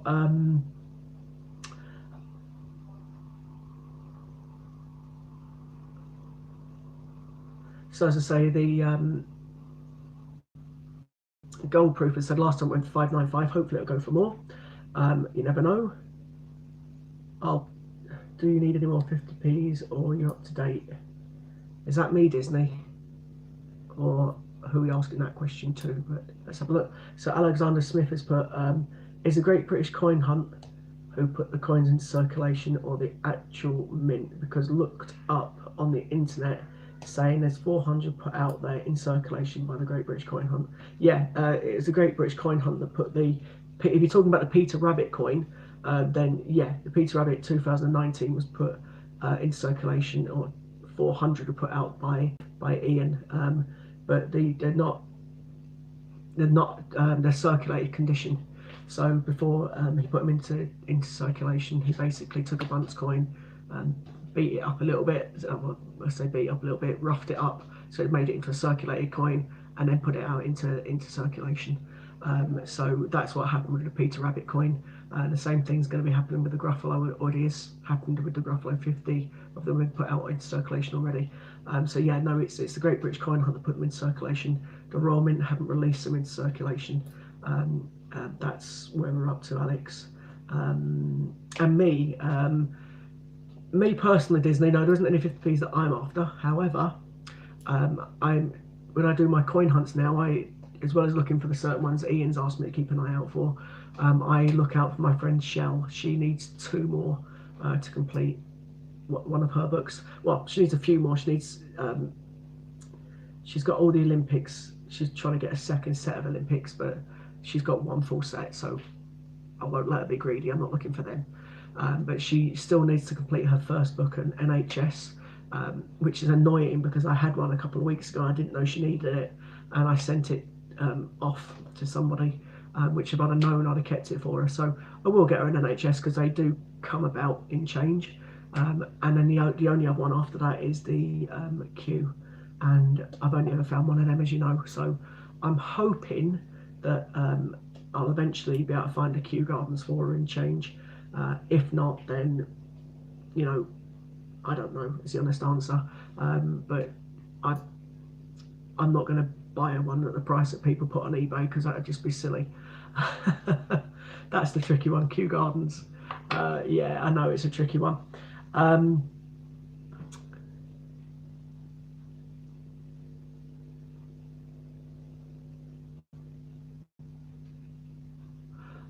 Yeah, the Great British Coin Hunt is the team that it was actually volunteers. I don't know which people volunteered to put it out, but it was volunteers that put the coin out. So yeah, Ian released 400 coins for people to put into circulation.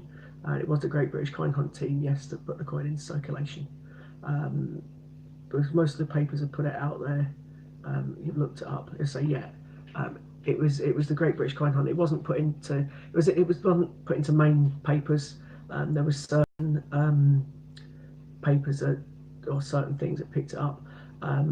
In actual fact, there was one of the mayors of Middlesbrough, the mayor of Middlesbrough. I can't remember the gentleman's name now.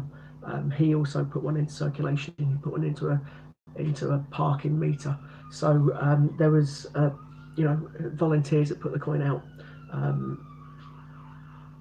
Oh, that's right, Sue. Don't worry about it. Chris did the link for you. we'll have to find out how to do it for you, love, and you can possibly do it in the future. I know you're new to the modding thing. Judith, I say an NHS one. I'm more than happy to take an NHS one. Someone I'll happily give you 50p in exchange for it. Not a problem at all. So I'm sure I'll come across one of the NHS ones at some point, because as you know, I go through quite a few 50p's, but it's a very nice offer, and yeah, we can certainly potentially, you'll find me in one of the group chats, and I'd say I'm more than happy to swap a 50p with you. Maybe it's 50p that you haven't got that you might want. If I've got one of those, then potentially, yeah, not a problem at all. And thank you very much, Disney, for looking out for it as well. So yeah, as I say, there's certain coins that, as I say, I'm just trying to help my friend complete her set. I didn't realise she had an NHS one. I didn't have an NHS one. I said I could have kicked myself the other week because I had one, and I didn't realise that she needed it. So I basically sent it off to Ian and didn't realise that she needed it. But that's fine. You know, these things happen. If I find one again, I'll send it. Well, you know, if I come across one, then Shell will have it. By all means, you know, it's absolutely brilliant if people, you know, are more than happily swap a coin for the NHS if someone's got it. If you need a Peter Rabbit with carrots, I'll swap you that if you want, Judith. It's not a problem. I've got a couple of Peter Rabbits with carrots from last year. I know it's obviously rarer the Peter Rabbit, but I don't mind. I got my 3 sets. That's all I need. As far as I'm concerned, it's a 50p piece for a 50p piece.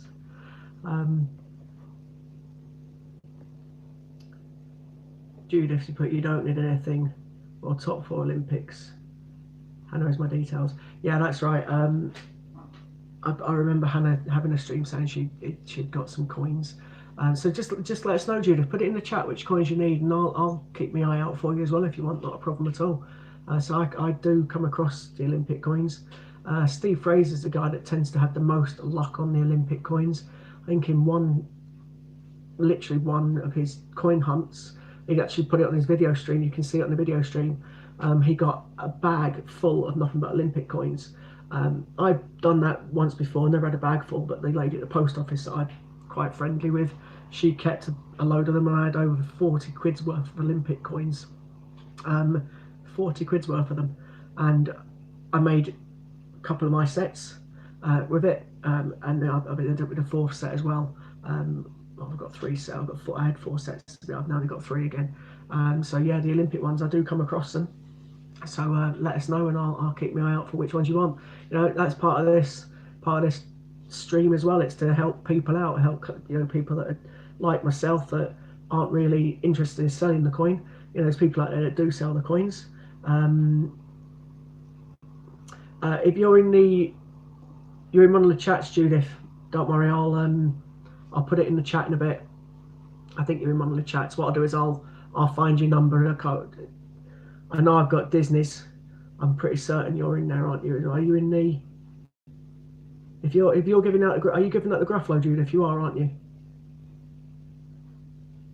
If you are, then I'll find you in that. Don't worry, and I'll be able to find your details in there, and I'll send you a message separately, a bit like Disney did with me the other day. So yeah, don't worry. I'll sort it out after the chat. I won't forget. It's absolutely fine. So Disney did a similar thing the other day with myself. So it's not. Thank you very much if that is the case, and so I'll certainly look into that for you.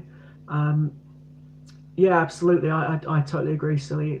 Coin community is amazing. The whole point of this coin thing, as I say, it's not just talking coins. It is a community. It's about getting people together that have an interest. The interest is mainly obviously coins, but then as I say, there's people out there that are vulnerable. They don't get a lot of adult company, etc. It's a nice place for them to come along, have a chat with someone who's got a similar interest. It is about the community. And I say there's certain people on here like myself that now I've got my main sets, I'll help my friend out, or if there's other people that need certain coin, if I've got it, if one of my spares, and I'll happily exchange it, or send it to them if I've got it as a thing. I don't ever normally want more than well, to be honest with you, everyone I've done up to now, I've either swapped it for something in face value. I'm not looking to get money from it. I never have done.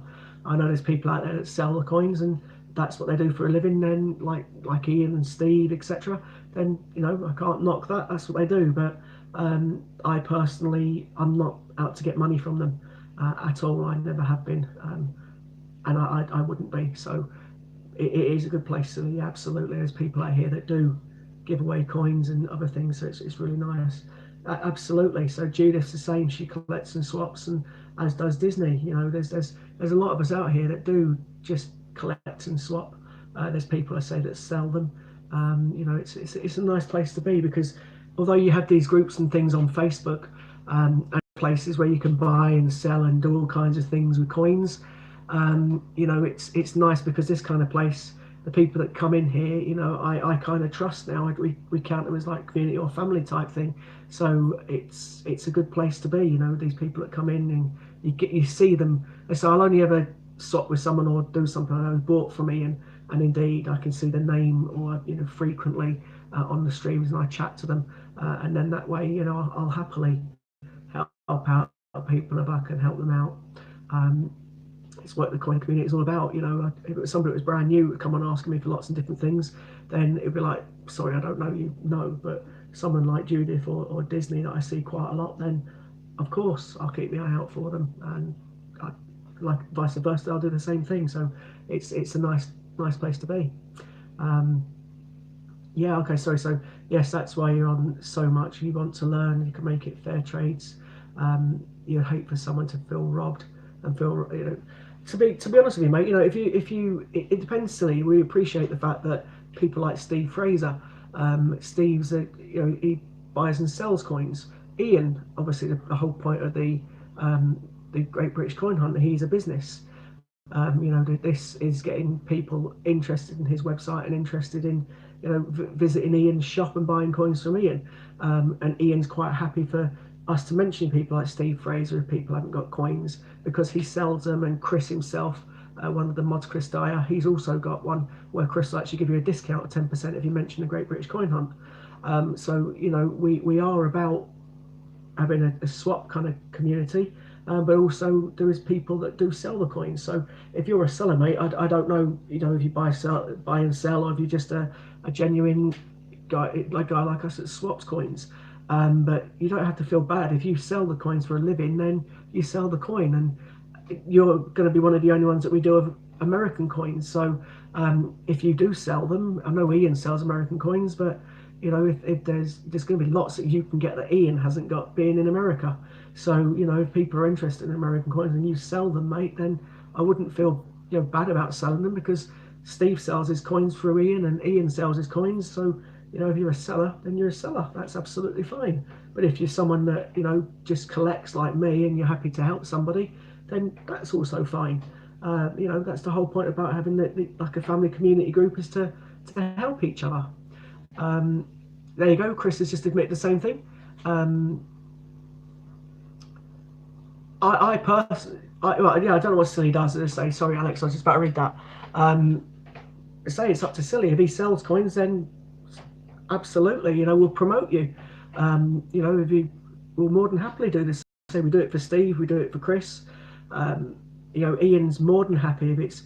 He always says that the only rule that we have when we're in here is check Ian's website first, and if Ian hasn't got the coin in stock and we know someone else has, then we mention the guys that, for example, like Chris and Steve Fraser, quite a lot, that sell the coins. So Silly, if you sell coins, mate, then let us know, dude, and we'll start advertising you. Or you've got access to advertise yourself because you've got the spanner next to your name, so you're one of our mods. So dude, if you sell coins and you've got if you've got weak coins and things you want to sell, and you're a business and sell them, just put your link up to your Facebook page, put your link up to whatever. That's what it's all about. It's not, I say, it's you're one of our guys, aren't you? So absolutely, if Ian's happy for people that, let's say, to sell coins that he hasn't got, if you're one of those people, because you're bound to be American coins, then do so, definitely. So yeah, as I say, don't feel bad about it though, mate. If you're doing it and you're a business, then you'd be silly not to. It's a great place to advertise people collect coins. So absolutely go for it if that's the case. So Disney's just pointed out we're at 3.98. I'm still only seeing 3.7. So maybe I've lost a couple because I might have upset a couple of people.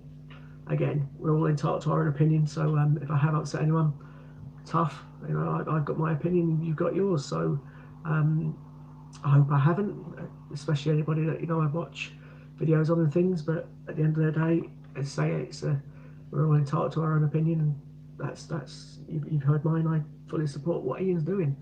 Other people may not. Again, that's their choice.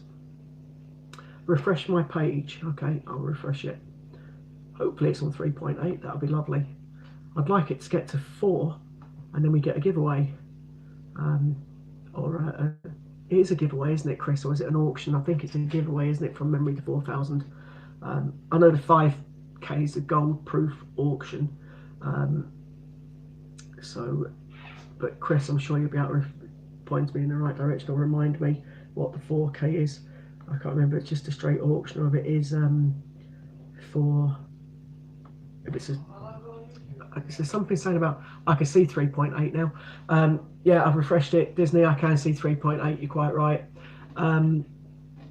So there you go. Alexander said he started stocking US coins because it's a shame in the UK you can't get it from America and it costs a bit to get them shipped over.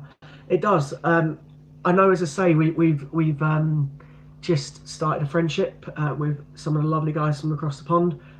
Silly's one of them. You've got Butch. They all seem like genuine cool guys. The streams they've watched have been very, very good.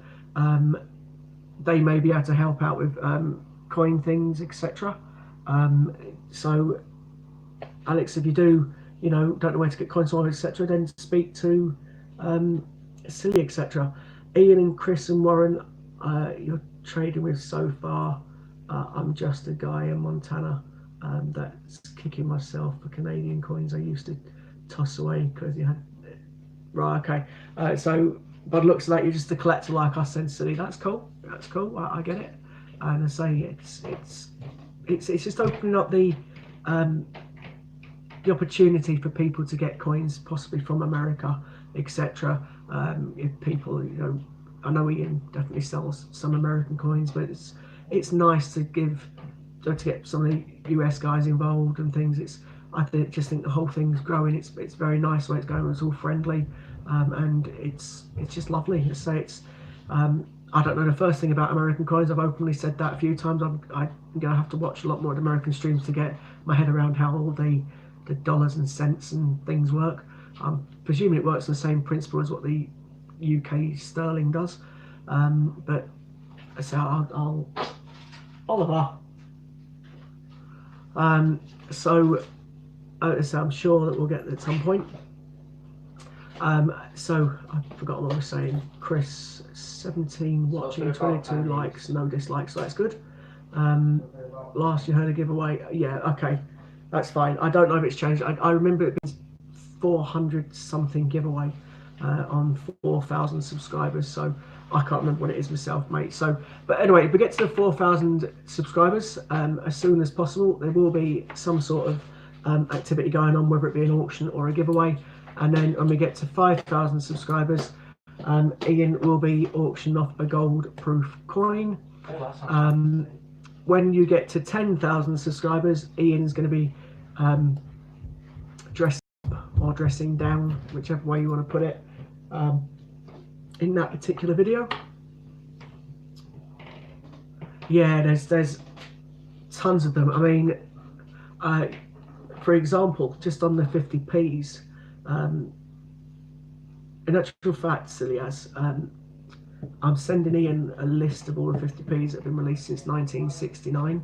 I sent it already, but for some reason, as I said before, this laptop I've got here hasn't got a hard CD part in it, and my copy of Windows is a CD, and I haven't put it onto a stick to put it into the computer, so I downloaded a free one called OpenOffice, and for some reason it can't be read on a lot of computers, so I'm going to have to take my pen stick now, take it to my mum's computer where it's got the CD part in it, and to convert it into a Windows file so that I can send it to Ian. And I'll be sending Ian a copy of all the 50p's that have been released since 1969 with all the mintage figures, apart from the 19 ones that aren't out there. If that is the case, Ian may be able to supply that to yourself. So Disney's just put, she's trying to, so sorry Disney, I'll come back to yourself in a sec. So silly as, yeah, there's lots of different coins. I say the 50p's in particular, there's been over 100 and odd. So there's definitely lots of designs on coins. £2, I don't know personally, I don't collect £2 coins, but there's lots of them as well. So it's definitely worth, there's lots of different coins out here in the UK. But I've seen some of the American ones, so I quite like the one that had Abraham Lincoln on the other day.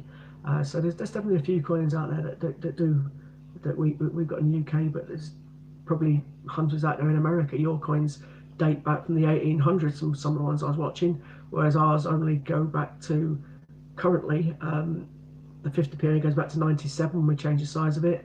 The pound coin only goes back a couple of years because we stopped producing the old pound coin. The £2 goes back not that many years. So the oldest one we got in circulation is the 1 and 2p currently, and they're from like 1971. So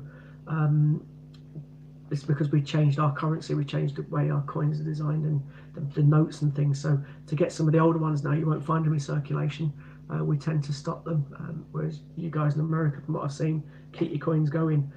We unfortunately in the UK changed the currency, or changed the shape of the coin, etc., or size of the coin just recently. Well, I say recently, back in 97. So that's the 50p, and other coins are more recent than that. So yeah, it's to get the older coins is more expensive and harder to get them, but to get the new ones in circulation, you can get a lot in the change, or we get a lot in our change. But there's certain ones again where there's low mintage, like Kew Gardens, etc., that a lot of people, find it hard to get, or they have to spend a lot of money to get one on eBay. Unfortunately, that's just the way that the coin world works. As we know, the lower the mintage, the more the coin costs. So going back to Disney, I'm trying to increase my coin collection. Bought some interesting coins on the 1st of November, including a 20 Russian Kopecks. I don't know. I wouldn't have a clue what one of those coins is, but that's cool. As I say, so Disney's obviously into lots of different coins. I like the nice pictures and stunning designs of some of the coins. So one of your friends the Coin Night works in the coin shop and has an amazing collection of foreign coins, and that's why I started looking at the UK and European coins. That's cool. Well, if you're looking at UK coins, you definitely come to the right place. We talk about the coins quite a lot. I don't know if there's, you see, in the UK, I've got an app on my phone which tells me the coins and the mintages, and I know it's accurate because I've also looked at the mintages from the Royal Mint, so it is an accurate figure of the figures that I've been given on my app. But I don't know if those kind of things are available in the UK, in America. And the one I use is called Check Your Change, and it's in the UK, and it is fairly accurate. The app on the phone is. I'm not so sure about the book, but the app on the phone is fairly accurate from what I've been told and what I can make out. So, but yeah, this place, this community you're chatting in now, or you're moderating for the American guys, then yeah, certainly speak to us. We know what kind of coins. I say Ian in particular will know, and a lot of the CJs know the rare coins, like I know the rare 50p's. So it's definitely worth any questions, just ask away. So yeah, good evening, Pats. I actually just took a coin out of my daughter's coin book because this one, unfortunately, I paid a bit for. And when people ask, yes, it is. So that is a proper one. And there's your back. So that is one. I bought that for Katie.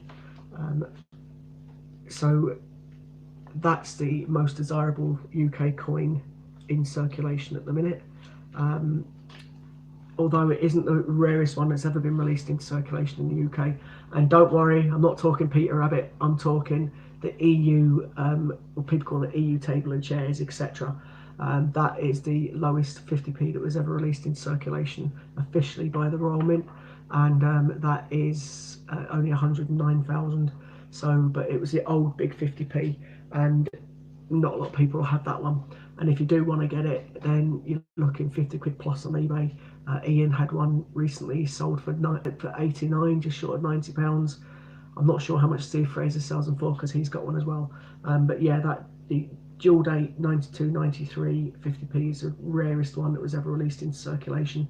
So obviously 92, 93, but not a lot of people will have that coin, and if they do, then they sell it for quite a lot. They're selling it because it was rare. Kew Gardens obviously sells for a lot because that is rare, and it's the most. You can still find it in circulation. So, what about the Olympic swimmers with lines in your face? Yeah, there's never been an actual figure stated for that, Disney. To be honest, it does go for thousands. That's one of those that I've been trying my hardest to find an actual mintage figure for, but it's just unknown.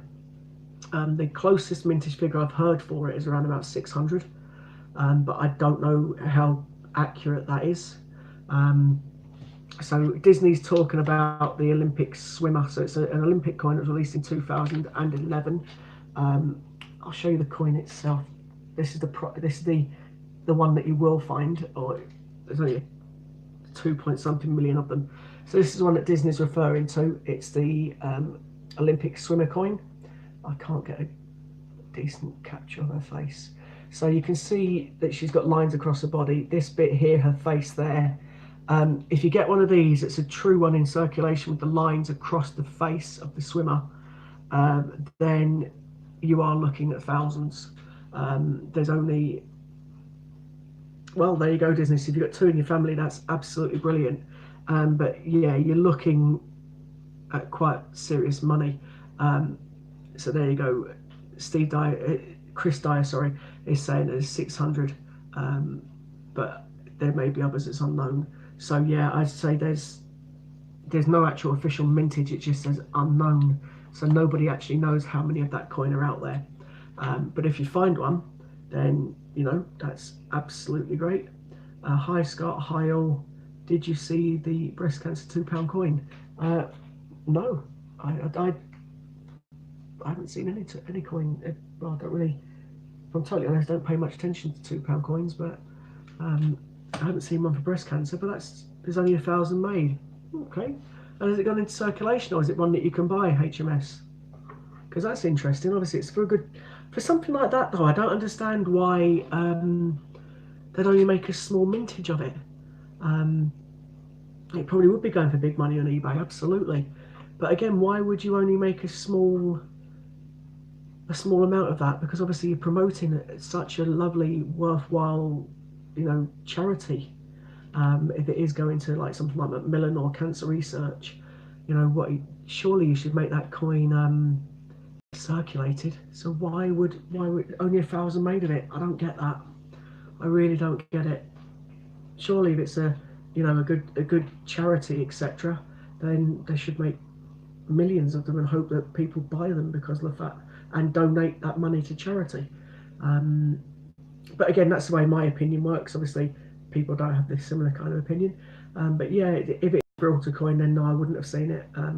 I've seen the ones that are UK because of the app in my phone. But yeah, I know Gibraltar, Isle of Man, they all do stunning coins.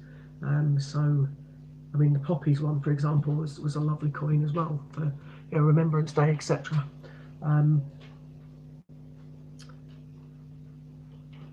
No, that's true. That is true. That's another way of looking at it. Absolutely.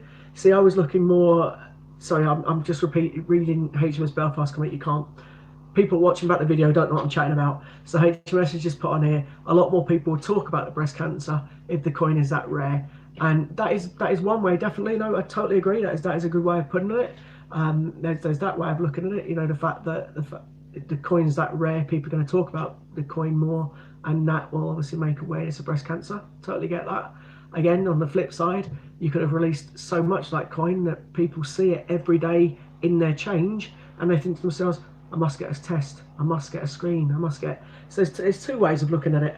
absolutely, the rarity of it will make people talk about it. But again, if there's that much of it in circulation, you see it every day, that'll get people talking about it as well. So there's always two ways of looking at the size of the coin, but I can understand maybe why there is a rarer mintage of it, and that's one positive way of looking at HMS, definitely.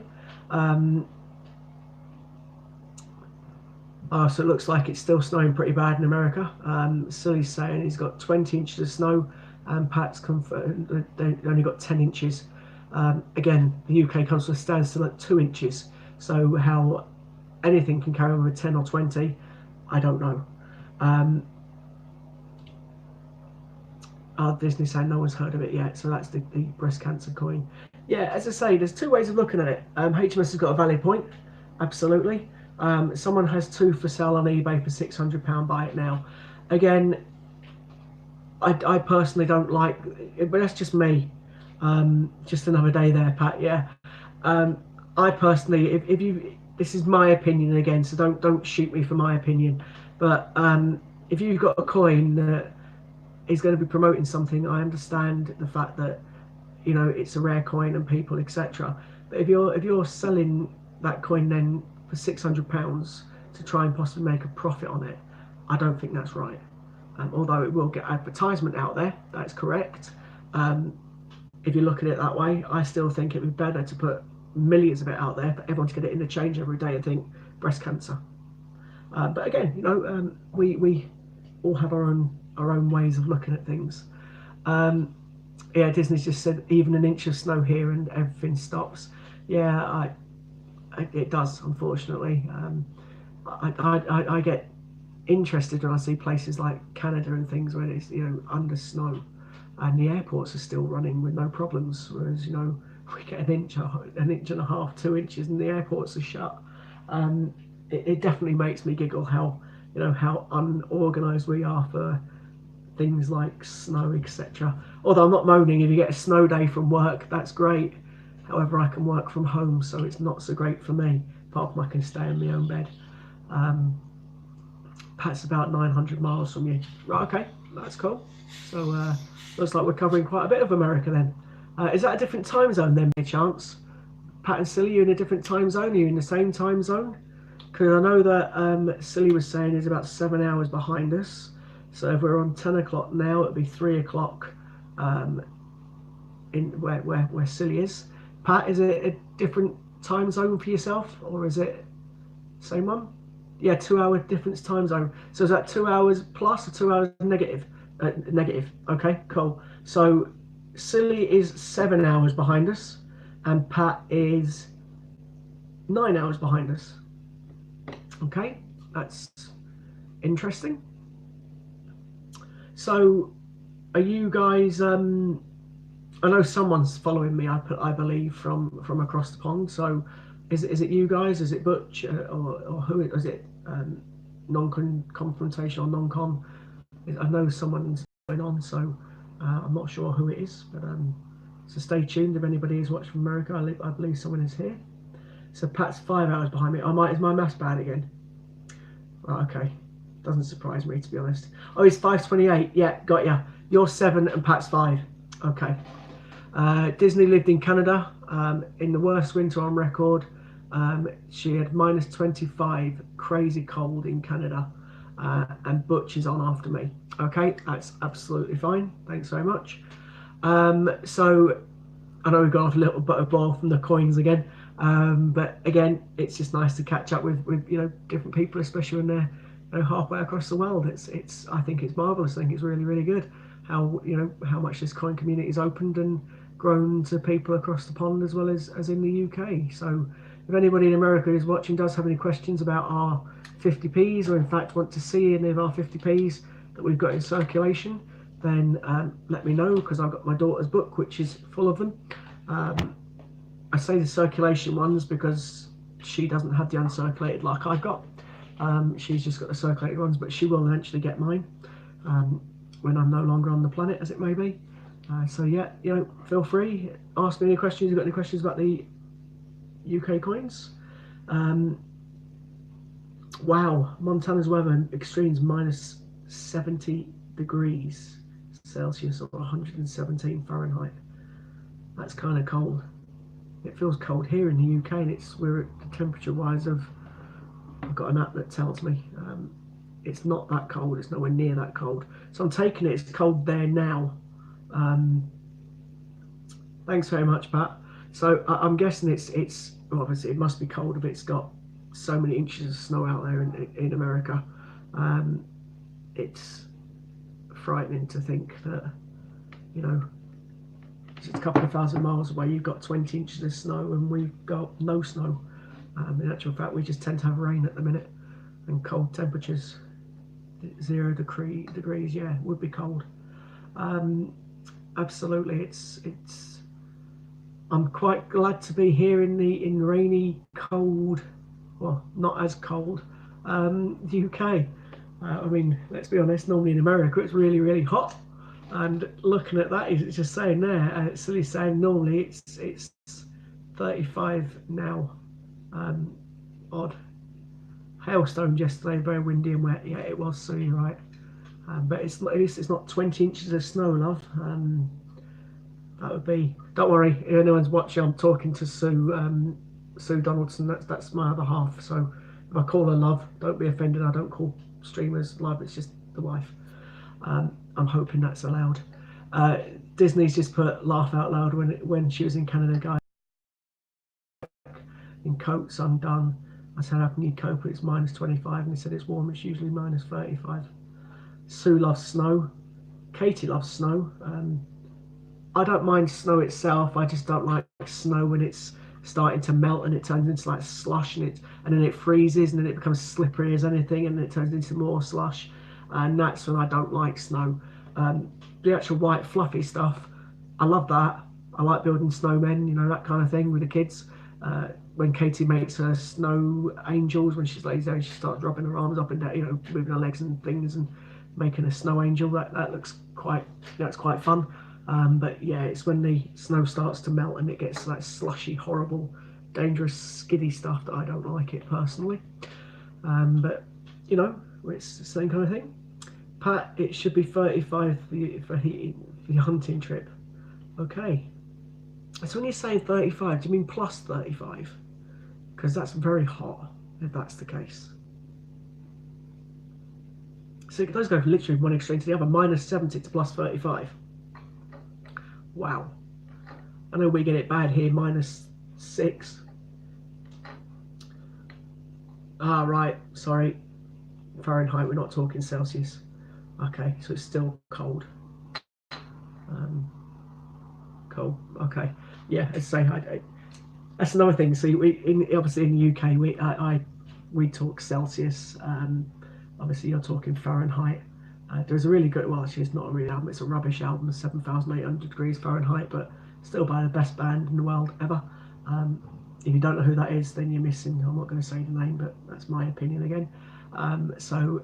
But yeah, in the UK we call it, we go by Celsius.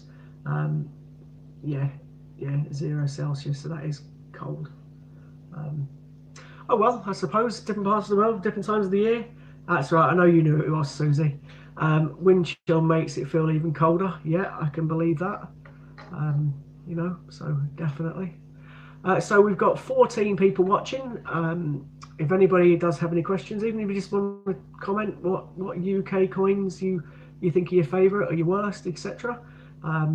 For example, I don't like Benjamin Britten. I do, however, like the D-Day 50p.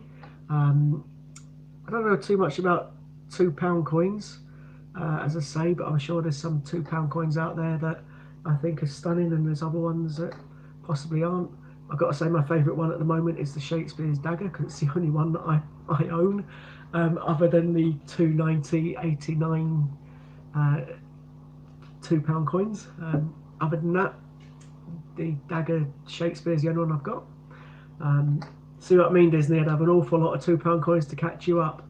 I've only got one up-to-date £2 coin, and that's the Shakespeare's one. And I don't even know if it's circulated or uncirculated. That proves how much I know about the £2 coin. I'm guessing that it's probably uncirculated because it's in one of the sets that I got from Ian winning the prize. So I don't know. I don't know too much about £2 coins. you like the Olympic hand over £2 coins. Okay, I didn't know there was any Olympic £2 coins, so that's pretty cool. Are they from the same year, 2011? I'm taking them from a different year, so it's a different Olympics. Mind you saying that, the UK's had we had the main ones from 2012, but we also had a 2016 Olympic coin. That was a swimmer, or Team GB. I don't know what the 2020 is going to be. That should be interesting. So there's a few Olympic £2 coins. Okay, I really need to do more research on £2 coins. Really do. It's not good, that really, is it? So you've missed out on a Shakespeare £2 3 coin set last night, sold for 15, usually sells for 35. That's not bad on eBay. That's pretty good going. So sometimes you can get some good deals on eBay. I just personally, I've had problems with eBay. There's nothing wrong with eBay. It's just unfortunately some of the people that come on there aren't as trustworthy as you may think they are. So I'm not aiming at anybody at all. I'm just saying that I bought a coin in the past and didn't turn up. I bought a coin in the past that was advertised as something. It wasn't that coin that turned up. So we all have our own issues with eBay. Certain people like Steve Fraser uses eBay, and he's obviously, I trust Steve. So there's people out there that say good and bad on all things, isn't there? So I just try and avoid eBay because I don't always know what I'm getting. I've had bad experiences, so but again, there's probably people out there who've always had good experience with eBay, so it's personal preference. Personally, I would get coins just from Ian, Steve, Chris possibly, or the ones I tend to get them from is Westminster Collects with because I'm not bothered about the packaging, I just want the coin, so I go for the cheapest one possible, and the £4.50 for me is a lot cheaper than the £10 one, so I get that. I also I'm a bit tight on the packaging, so I tend to get 4 of them, one for me, Katie, Ollie and my friend Shell, and then it means you're technically paying less postage, because Shell always pays half the postage on it, so it means I get £1.50 rather than £3 charge for the postage, which I don't think is overly bad. I think it should be £1.50 or £1 anyway. Ian puts postage for £1. Why can't someone as big as Change Checker put the postage for £1? Don't know, but again, that's personal opinion. Some of the prices on eBay that people charge for postage are ridiculous. However, it's not like it used to be, because I think there's more monitoring rules on postage now on eBay than what there used to be. So how you can charge over the odds for postage, I'll never know, but eBay definitely used to do that. Used to see items for sale at like £6, but then the postage was £14. In actual fact, then it's £20 for the item rather than just the £6. But people, got away with it, so they used to do it. So there's me going off totally tangent on something totally different again. I apologise. So does anybody have any particular topics you want to discuss? You're off to bed now. Thanks, Disney. I'll speak to you again. Nice to speak to you as always, and speak soon. See you soon at the mint, but I'll speak before that, no doubt. I did digress, mate. It was a bit like Ian, wasn't it, for a moment? Yeah, I made poor Disney fall asleep. She's got to bed now. So yeah, we do occasionally digress. You can't always just keep to coins, can you?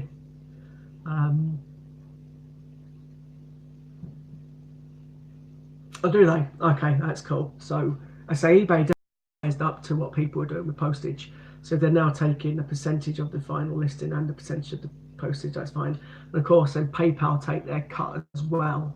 So maybe you can understand a little bit more. Why people do put slightly higher prices on certain items to get their money back. Disney, it's fine. I was pulling your leg out. I would send Sue to sleep quite happily when talking to her. She always falls asleep when I talk to Sue. So no, it's fine, Disney, don't worry. It's just what Ian always used to say, that used to send people to sleep. So and I was going off on tangent, you see. Anyway, thanks very much for watching, Disney. I'll see you again soon. So yeah, as I say, it's in respect of eBay, they've certainly stopped people from putting the silly price on postage. So hats off to eBay, but I can understand then maybe why people would say do put a bit more on their price of the listings, because they've got to make back the percentage for the fee for that, then the fee for the postage and the fee for eBay. So, you know, I get that. So I've got no problems with the prices that as such. Now that eBay put these certain things in place, it's the fact that when I say bought coins in the past, they didn't turn up, or one come that was totally different, another one come that wasn't right and sent it back and still didn't get the coin back, and you end up, luckily eBay do have that thing where they give you the money back on your purchases if things go wrong, but that took a number of days before they went through that process of, you know, not getting your coin, and you have to wait a certain amount of time before you can put a thing in against the person, which is like 7 days or whatever it was, and then finally you get your money back. Whereas much rather you just have the item, to be totally honest with you. Yeah, exactly. You know, totally HMS. You are putting your trust in someone you don't know, which is why I always urge people, when you are buying something as expensive like Kew Gardens from somebody on eBay, ask them for pictures. You know, ask them for a picture with a timestamp on it. A lot of cameras have timestamps on them. Prove that it's, you know, taken by them, because there's nothing to stop someone going on eBay and getting on the internet and getting a picture of Kew Gardens saying that's their coin. Whereas, you know, they've taken the actual picture of it and they've got a timestamp on it, you know it's been taken that day and that time, and send it to you, you know that person is selling that genuine coin. And the reason I say that is because if anyone is selling the Kew Gardens, then you know that there's lots of fakes out there. That person that's selling it, and they know it's genuine, will be more than happy to send you whatever picture you want to satisfy the fact that you know you're buying a genuine coin. There will be people out there that are selling genuine ones that can't be bothered. However, but you know, me personally, if I was selling something like a Q, I'd make sure people would get the pictures they wanted to make sure I got the sale. But again, everyone, you know, it's the risks that people use buying on eBay. So there's lots of genuine people out there, don't get me wrong, it's just the odd one. It's like anything, isn't it? It's the odd 1 or 2 people, 1 or 2% that put a bad name on things, or put a sour taste in your mouth, and then you think, do I really want to go back there and try it again? You know, it's with everything in life, isn't it? You try something once, you try it again, you get bitten, and you think, once bitten, twice shy kind of thing. However, don't get me wrong, I still do buy from eBay. It's just that I ask a lot more questions to people I'm buying off now, and make sure that I get pictures and things before I buy any thing that's worth any kind of money off the experiences I've had in the past. So yeah, let's say, anybody got any questions or any queries? You're a bit late, Sue. She went a while ago. Any questions or anything at all, say please feel free to comment. I will quickly say we're currently on 3.98. Oh, there you go. HMS has put, you only have one queue and bought it a couple of months ago for over £100 exactly, and you're scared to get it checked. I can totally understand that. When I found mine, I was like that. It was the first one I'd come across, and I was like, what do I do? And then I watched a video on YouTube by UK Coin Hunt. Oh, Sue, don't be like that.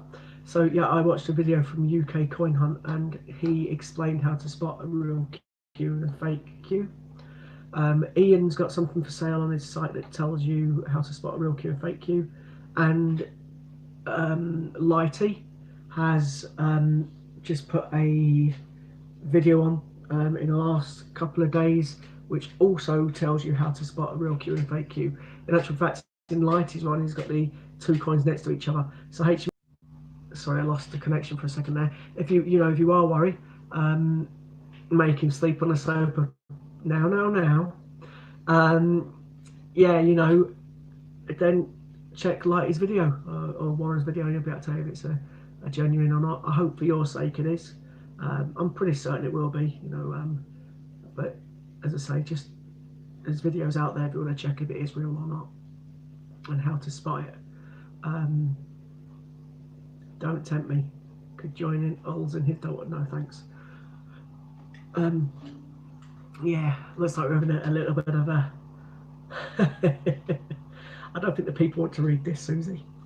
Anyway, Thanks, Chris. Get that bucket, mate. Stir it a little bit. Go on. Belfast. That's right. Why I'm hearing about coins, but also learn about the people I watch and potentially trade partners. Got to get a feel for them. Yeah, no, absolutely. Yeah, absolutely. Yeah, I totally agree with that. Again, I'd say a lot of the people in here, yeah, big wooden spoon. That's right. There's a lot of people in this site that are very, I would say, trustworthy. I say there's certain people that Ian is quite happy for people to you. To be honest with you, I actually fell asleep on the couch the other day, and still didn't wake me up. Don't know why she didn't wake me up. Maybe it's because I was snoring or something. And it was like something ridiculous o'clock in the morning, and I woke up and thought, where am I? And I looked around and thought, oh, I'm downstairs. And I don't even know what woke me up, but I think if I wouldn't have woke up, I'd have been there all night. Yeah, but what can I say? Yeah, I was snoring like a big bear. There you go. That's why she didn't wake me up when I was on the couch. Yeah, I fell asleep. I can't remember what I was watching. I tend to drift off. Do you know when you get comfy on the sofa, you just get in that nice position and you just fall asleep and you don't realise you've fallen asleep? Well, obviously you don't, but you know what I mean. And you wake up and it's next morning. Probably made myself jump from my snoring. It's probably one of the cats, so to be honest. But yeah, definitely. So that's totally going off the subject again. Thanks for that. Any questions in relation to coins or any coin chat that you want to do, please feel free to come and or say hello or have a chat, and we'll more than happily discuss it with yourself. I know my phone keeps vibrating. I haven't got a clue what that's all about. I'm sure I'll have a look at some point. So for those that don't know, the first 50 Gruffalos have gone out into circulation for definite. Ian has posted a video showing the first 50 Gruffalos have gone out. He's also selling the receipt as ephemera from the Coinster machine. It's currently on eBay at £11, I think is the current bid on eBay. There is a link higher up in the stream. Forgive me, my sciatica's playing up again, I keep moving. So there is a link higher up in the stream if anyone is interested in making a bid on the item in eBay. As well as that, there is, the Gruffalo is definitely going out in circulation. There's been volunteers that have had the coin and received the coin in the post today. Some more are going to be tomorrow and the day after, and those coins will be put in circulation as quick as possible. There you go. Chris has just listed the ephemera item for you. So that's interesting. So it's definitely 11 quid's not bad. Ian's hoping it goes to about 25, but it goes for, as it say what it goes for. I'm not sure how many days left. I think it's about 5 or so. Yeah, it's still at 11. I don't even know who the highest bidder is. Obviously no one knows. It's anonymous, isn't it, when you buy on eBay? But yeah, it's currently at 11 quid. So hopefully that will go up a little bit more. 5 days to go. That's cool.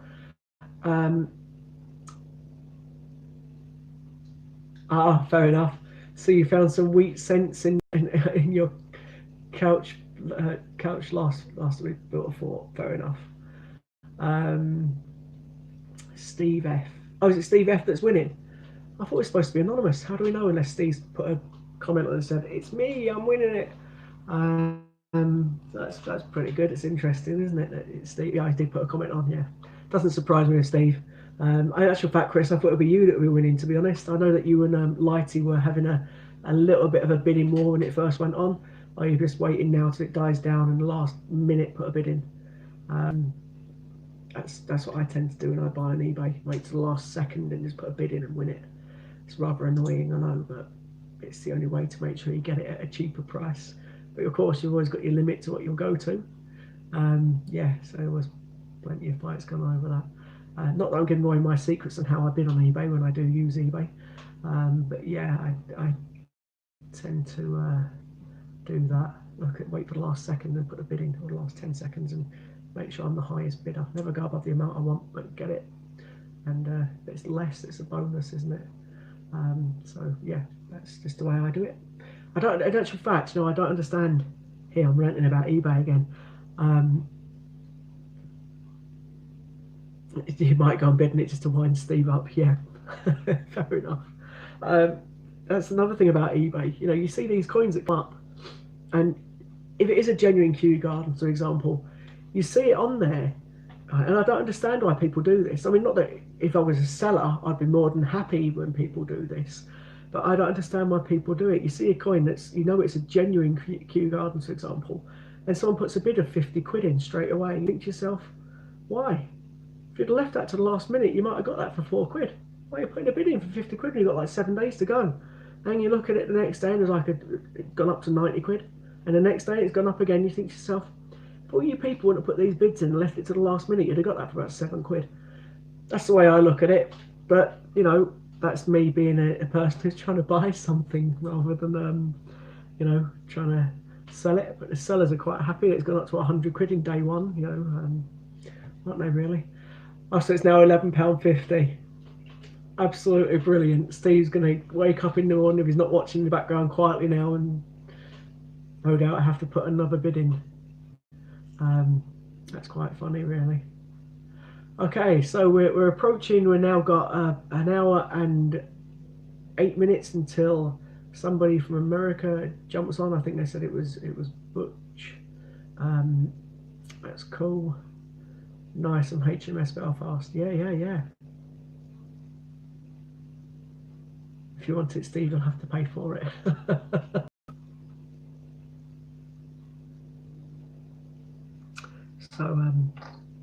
So my phone's having a lot of activity on it. I don't think it's actually in the main chat. No, it isn't. It's all in a different one, and there's like 29 minutes I've got to read when I get off later on. Okay, so sorry about that. I was just checking on me. Phone keeps vibrating. It was always off-putting as to why I should put it on mute, really. But I know, well, it is on mute, but mute the chats that go on in the background. Anyone got any questions about what any particular coin, or anyone want to talk about anything? Or again, do you want me to just promote the fact that if we get to 4K subscribers, there'll be a giveaway, and we only need 20 more people to subscribe to get there. Hopefully that'll happen tonight. I'm hoping that will happen tonight. If not, then it should happen now in the next day. We shall see. And also, when we get to 5K, they'll be doing a gold proof auction, which is obviously a very nice thing to do. A very nice coin to get. We're not sure what coin it's going to be yet. There's been rumours that it might be a Cook, but we don't know 100%. And that'll be on the A to Z 10p's and 50p's that you can auction using. As well as that, when we get to 10K subscribers, Ian's going to be doing a live stream dressed in some unique clothes, let's put it that way. That'll be quite fun to watch, possibly, if you want to. Get thousands, and what's going to happen after that. And obviously yesterday, I don't know if people are aware, but yesterday there was 2 draws done, and that was for what Ian said he was going to do. I can't remember what month it started, but he said he's going to give £1,000 away for a year every month. You go out of bed as well, so night love, I'll see you in a bit. So yeah, he's doing a giveaway of £1,000 a month for a set amount for 12 months. And he did October's and November's yesterday, so people may have missed that. People may have seen it. You know, the present or prizes he's doing is like the first one was like £500 of stock from his site that he's put into a prize package, as it may be, and then he's done it as a 250 and 250. So there's 3 people that won, you know, for October, and there was 3 people that won the same prize for November. That was all drawn yesterday. That was, you know, very good. Again, another thing Ian does. Also, please bear in mind, if you do go onto Ian's website and obviously you register, then if you register your birthday, you get £10 worth of points on your birthday. And also, if you go into the earn points at the bottom and refer people to links and things through Facebook, etc., you also get more points. these points can then be spent in Ian's website on certain items. It's the majority of the items unless stated otherwise. So that's another good thing that Ian does. He's it's not just about the coins and things, he's also about helping and rewarding people for being loyal, which is another good thing. As I say, definitely nice to see. So please bear that in mind if you haven't done it already. And also, if you're a brand new customer, just join the site. For anyone that has just joined, if you log into Ian's website, the Great British Coin Hunt, and buy something for over £5, you'll have to pay the pound postage, but you can use the code FIVER, capital FIVER, and that'll give you £5 off. So that's also another good thing that Ian, does offer to people if they're brand new customers. But please only have the one account, etc. There has been, unfortunately, some instances where people have used a second account and used the same code. Those people, if you could please contact Ian or John and let them know that's happened. If it's an accident, that's, unfortunately, there's two different ways you can log on to Ian's website. You could literally log in like I do. You log into your phone and you got your password saved. You log in through that, or you may have logged into Facebook by accident. You could actually set up a second account. So it may be purely innocent that you've done it. You don't even realise you've done it. And if you think you have, then obviously contact John. But obviously, if people have done it maliciously and on purpose, and then you found out, then obviously that'll have more than what it will have if you mistakenly done it and owned up to it, or indeed if you've done it on purpose and owned up to it, then you'll have less consequence than what you wouldn't do if you haven't done. So please bear in mind, obviously only have the one account. Do not open up a second account to use the same discount codes you've already used. The advice Ian gives you during the year is worth more than £10 bonus he gives you on your birthday. Oh, absolutely. No, totally agree. HMS, yeah. Ian's gives you lots of advice and what coins to look out for, what coins to keep behind, etc. And some of those coins will be worth quite a bit of money in the future. Absolutely. And yeah, he's very knowledgeable. He gives good advice. He's a salesman. He's born salesman. Not just at selling, but also he knows what he's looking for. He knows what bargains and things to get. So absolutely, if Ian's giving out advice for free, definitely listen to it. 100% listen to it, because I've not known him to be wrong yet. But if he is, he'll openly say he's wrong. But absolutely, definitely, yeah. Advice is something if you get it for free, take it. Absolutely.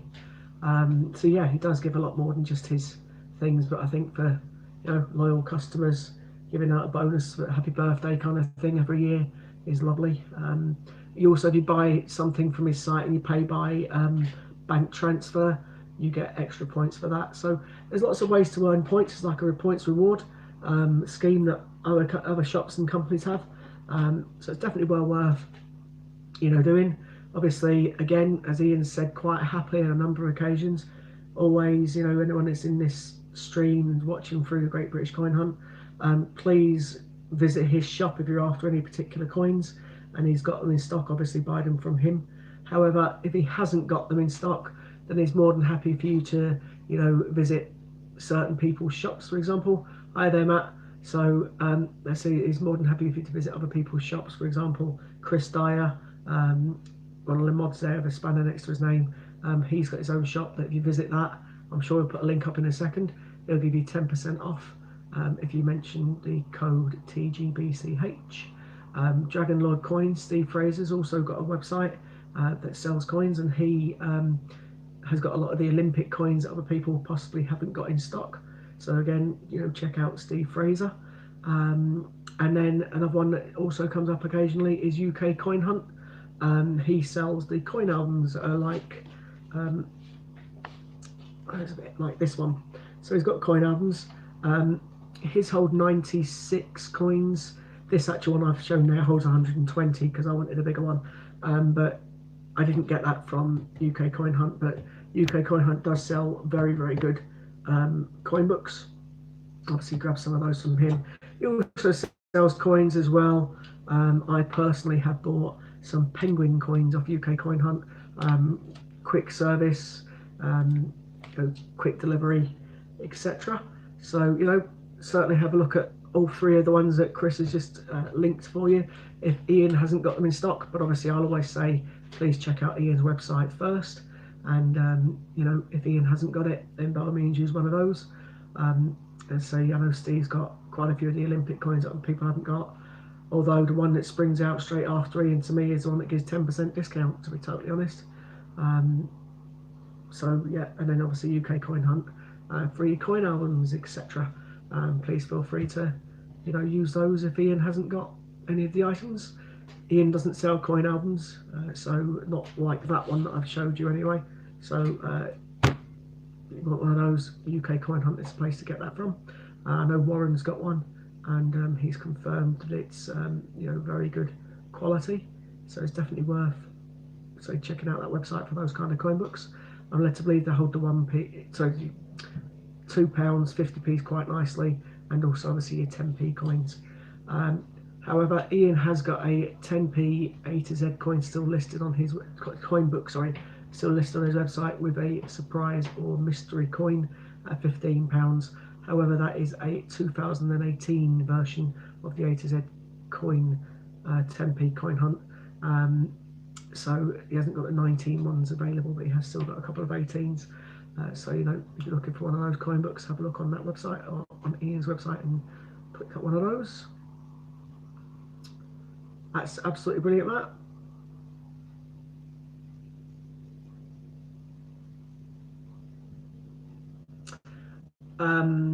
Ouch. Yeah, I don't know what you can do for that. You will need to sign for it, no doubt. Your post office normally keeps it for a set amount of days anyway, to be honest with you. But obviously, I don't know if you've bought from Ian before, Matt, but if you have, then absolutely brilliant. But if you haven't, obviously use the code Fiver and you'll get £5 off the order if you've never used that code before. That's right. HMS, yeah. Ian also does sell investments on his website, and he's saying HMS has just confirmed that Ian's investments are unreal. He gives you extra points when you pay by a bank transfer, then gives you 50% extra back on your investment after 2 years. So yeah, if people want to invest, I think that's finishing quite soon. At some point in November, you'll no longer have the opportunity to invest. So there is still some investments there. I think they start at £50, but you cannot use points. You can only, give me a second, sorry. Night, Ollie, love you, mate. Sorry, that was my Ollie saying goodnight to me. So yeah, as I say, you can't use points to get the investments. However, they're just straight cash, or bank transfer as it may be, or credit card payment.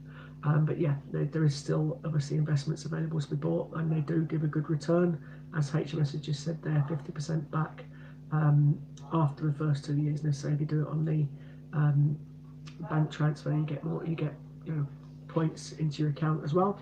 So there's always things to say to definitely look out for on Ian's website. There we go. So Matt, HMS has just confirmed if you need to sign for an order, the post office will hold it for 18 days before returning it. So as long as you're not away for longer than 2 weeks, then you should be able to still pick it up. And it says returning it, so it'll be sent back to Ian, because Ian always puts his Great British Coin Hunt sticker on the back of the envelope. So they'll return it back to Ian, in which case I'm sure he'll send it back to you anyway. Pretty much that's what it says on the website. Yeah, absolutely, that's right, Matt. So if you invested 10,000, you get 15,000 back in 2 years. Yeah. So that's what it says. Or 50% back. So yeah, you get an extra. You get your 5,000 plus, and obviously if you took your £10,000 back, yeah. So yes, pretty much that's how Ian's website states the investment works. But again, if people are wanting to invest, then you have to do it soon, because it will run out. It is no longer going to have the investments on at the end of January, at the end of November. I think it's finishing quite soon. But yeah, HMS has just confirmed that, Matt. That is how it works. So it's always worth thinking about. I think the minimum one is £50, but again, if you hadn't put 50 quid in, you still get 75 back. So if you invest, if you've got the money to invest, then absolutely it's worth doing. As I say, Ian's got a few investors, but so that investment runs out soon. The opportunity to be an investor runs out soon, and you know that's absolutely great. So if say it's entirely up to people what amount they put. I think there is actually, in fact, it tells you all the details in there because I can't remember off the top of my head. I know £50 is the minimum. I'm not sure what the maximum is that you can put in. If there is a maximum, I obviously don't know. But obviously the full details are found on the INS website. But yeah, absolutely, that's you know a good return on the investment as it may be. So I know I'm waffling again. So if you do have any questions about coins or so forth, please obviously feel free to tell me, or just say anything you want to have a general chat about. That's absolutely fine. I don't mind having a bit of a. We've gone past the watershed, etc. So I won't use any language, but I can't stop what people write in comments. HMS just confirmed 25 back after the first year, full investment back after the second year, plus. Oh, it's £25 minimum investment, is it? I thought it was 50. Okay, fair enough. So definitely worth having a look at if people are interested in that. Let's say the investment part of it will finish soon. So that's one thing to look at. And again, please feel free to check out the website. There's prints and things that are on there. I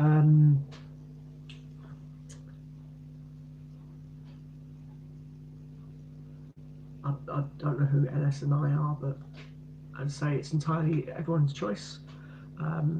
So it's worth looking into if people are looking to invest, etc. But of course, the main point of the chat is to talk about coins and so forth. But it's always nice to promote Ian's website, etc. So please feel free to tell you to subscribe. Once again, if we get to 4,000, which are only about 20 people or so away from, then there'll be a 4,000 subscriber giveaway. And if we get to 5,000, there'll be a gold proof coin auctioned off. Now, I'm not sure exactly what the coin is yet. It hasn't been confirmed. We think it might be a Cook £2 coin, but we can't 100% guarantee because Ian hasn't confirmed it, although there has been talks in the background of it being one of those. So definitely want to try and get to the 5k subscriber at some point or as quick as possible. And the auction, it's not a giveaway for the gold proof coin, it'll be an auction, and the auction will be for A to Z 10p's in certain 50p pieces. So that's another good thing to look at. Or we can get there, we can get to 5,000 as soon as possible. That'd be great. So please share streams, share other streams, etc. to get Ian up to his 5,000 subscribers. Obviously, the quicker that happens, the quicker we can all get a chance to auction for the gold coin. And that's pretty much where we're up to in relation to those things. Subscribers, hopefully we'll get them as quick as possible. But it's only so much of that promoting I can do in my stream. Okay, yeah, not a problem, silly. Thanks very much for watching, mate. Nice to speak to you. I say any questions about 50p's and things, certainly fire in my way. I'm more than happily help you. And if you're on later on, mate, have a lovely shift as it may be, and we'll speak again, no doubt. Thanks so much for watching. Okay, so as I say, in relation to coins and things, please feel free. We're down to our last 50 minutes with me, and then it's going to move across again to the gents in America.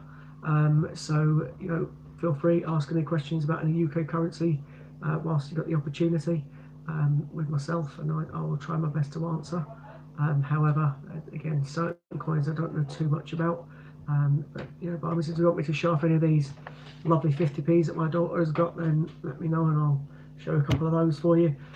So just fire away whatever questions you may have, if any. I just need a quick drink, so forgive me for a second.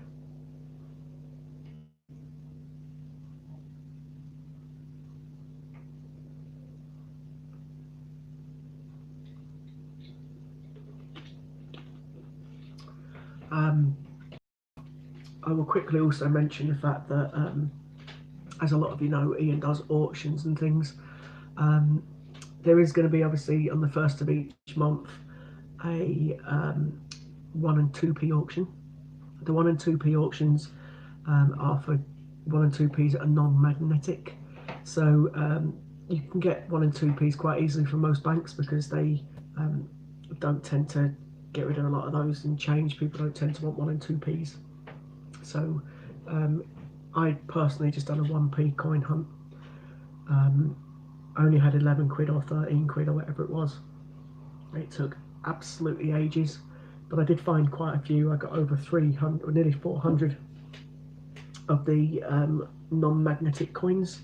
I know it's not a lot of coins out there or that are non-magnetic, but there is some out there. So yeah, definitely feel free to, you know, do a coin search for non-magnetic 1 and 2p's, and that's what the auction will be on the first of the month. However, there is 1 and 2p's that you can keep that, or should keep your eye out for, that are magnetic, and that's both of the 2008 1p and 2p's. 2p is the feathers and the 1p is the portcullis, and then also there's a 2017 in both the coins as well, the shield design, because they're low mintage. So if you're looking for those coins, keep your eye out for those particular years. Otherwise it's the non-magnetic ones that Ian will be doing the auctions for on the first of the month. The last one was great fun. I think somebody sent over 3,000 coins from memory for an item, which is an awful lot of 1 and 2p's. However, though, if you work it out, it's about 300 at the maximum, maybe, well, 600 quid at the maximum, isn't it? 3,000 pennies. Well, it's 30 odd quid, isn't it? Yeah, 30 odd quid. So someone sent 30 odd quid for something, not sure exactly what it was for, but that's not a bad amount really for a coin. It's probably worth quite a lot more than 30 odd pounds. So it's definitely worth having a look at, you know, these coins, or trying to save your coins to make auction bids on the auction first of the month day. So obviously you've got a few more days to get a few coins in, or you've got, you know, just the rest of this month to get some more coins in before the next 1p 2p auction day.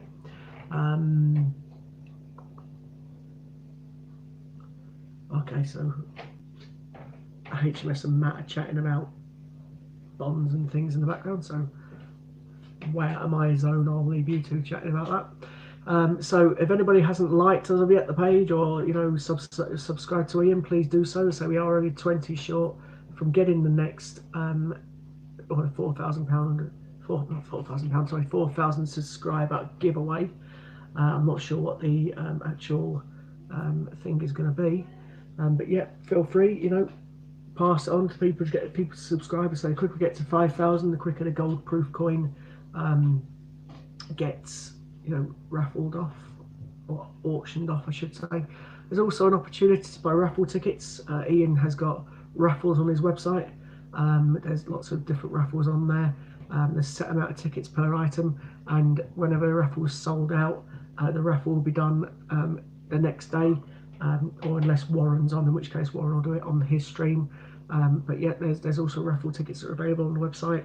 So there's definitely lots of things out there you can certainly start buying and looking into for Ian, or indeed for yourselves as well.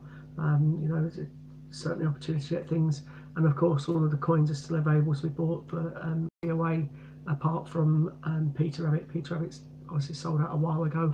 However, there's other ones out there that you can still purchase. The Gruffalo is the next coin in circulation. You can still purchase him on Ian's website with the COA, etc. The beautiful thing about the Gruffalo is it has been stamped with letters TGBCH. So if you find one in your change, because they are being circulated by Ian, and if you find one in your change, then you can send the coin to him and he'll send it back with a letter or a COA for you if you find one in change. So that's a good thing. You couldn't do that with the Peter Rabbit, obviously, because the Peter Rabbit didn't have any distinct markings and anybody could have put that in the change. However, because the Gruffalo has got distinct markings on it, he will know it's one of his coins, and he'll be happy to send you out a COA. If you send him the coin, he'll check it's one of his and send it back with the COA, which is obviously great. The COA will probably give it the coin more value, if anything. Okay, so So we've got 45 minutes left. If anybody has got anything you want to discuss, then say come back to me or ask me questions. It's had a lot of chats about bonds and things in the background that I don't know too much about, so I'll keep out of that. But obviously, if you do have any things about coins and things, then feel free and ask me the question, and I'm more than happily talk to you about it. Does anyone want me to show you off any of my daughter's 50p's, or indeed what are your favourite coins, etc.?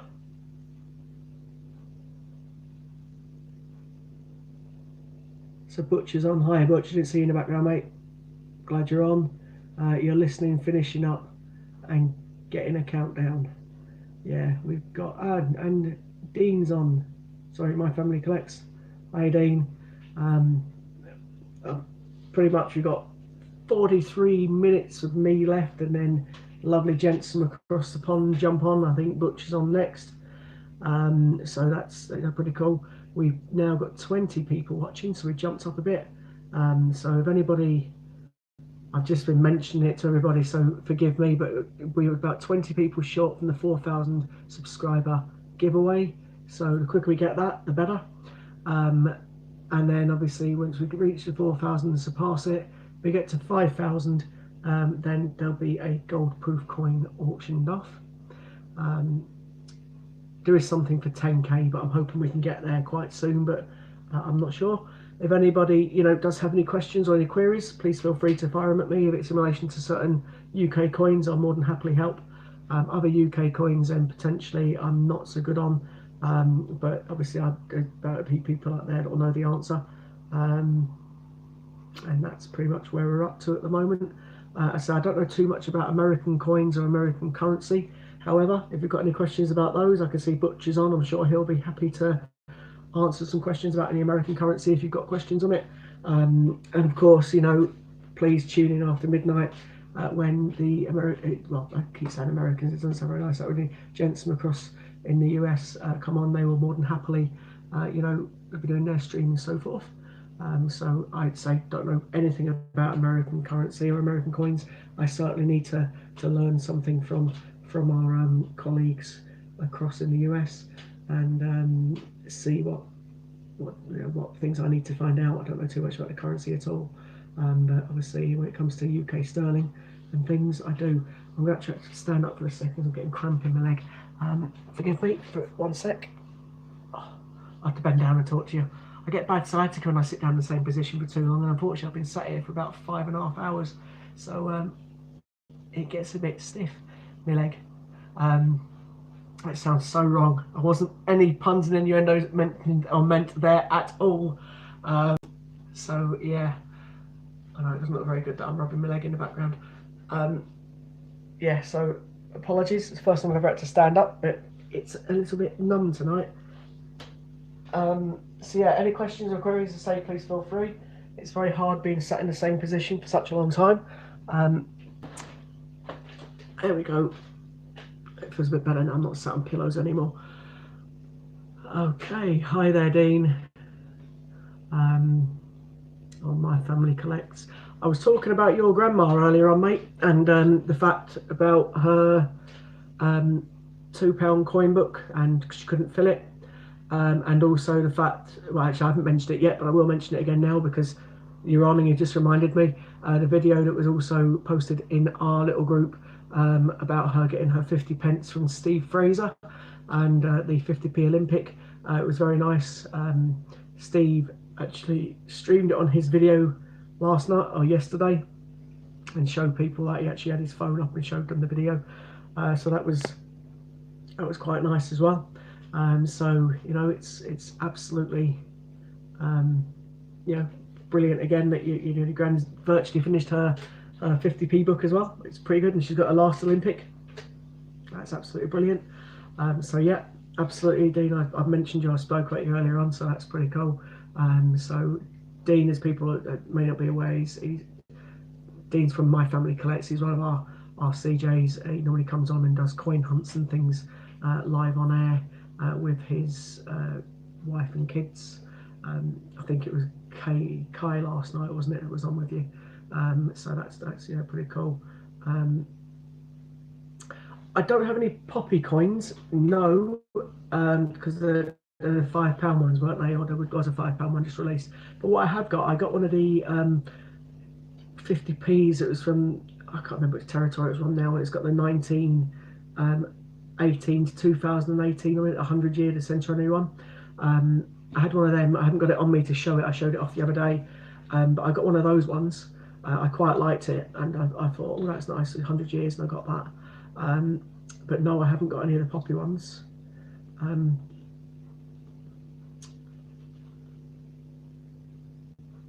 I didn't see it. Sorry, Dean. So I'm family. I didn't see the £2 error coin that you're talking about. What one was it? Do you know? If you want to type it on, someone might know the answer. I don't know. I said too much about the £2, but somebody in the stream may be able to help you if that coin's worth anything. If anyone knows anything about it. So I'm intrigued now because I don't know what £2 coin it was. So as I say, definitely pop it on there, see what the coin it was, and see if anyone knows anything about it. That'd be a good thing to have a bit of a quick chat about if anyone does know and can help you out, mate.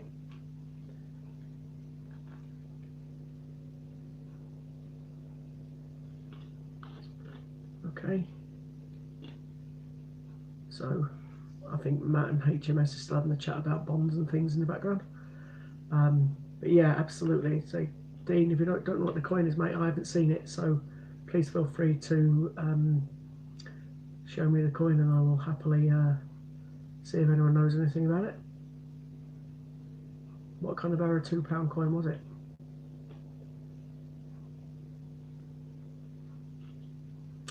Okay, I'm sure Dean will be coming back to me in a minute.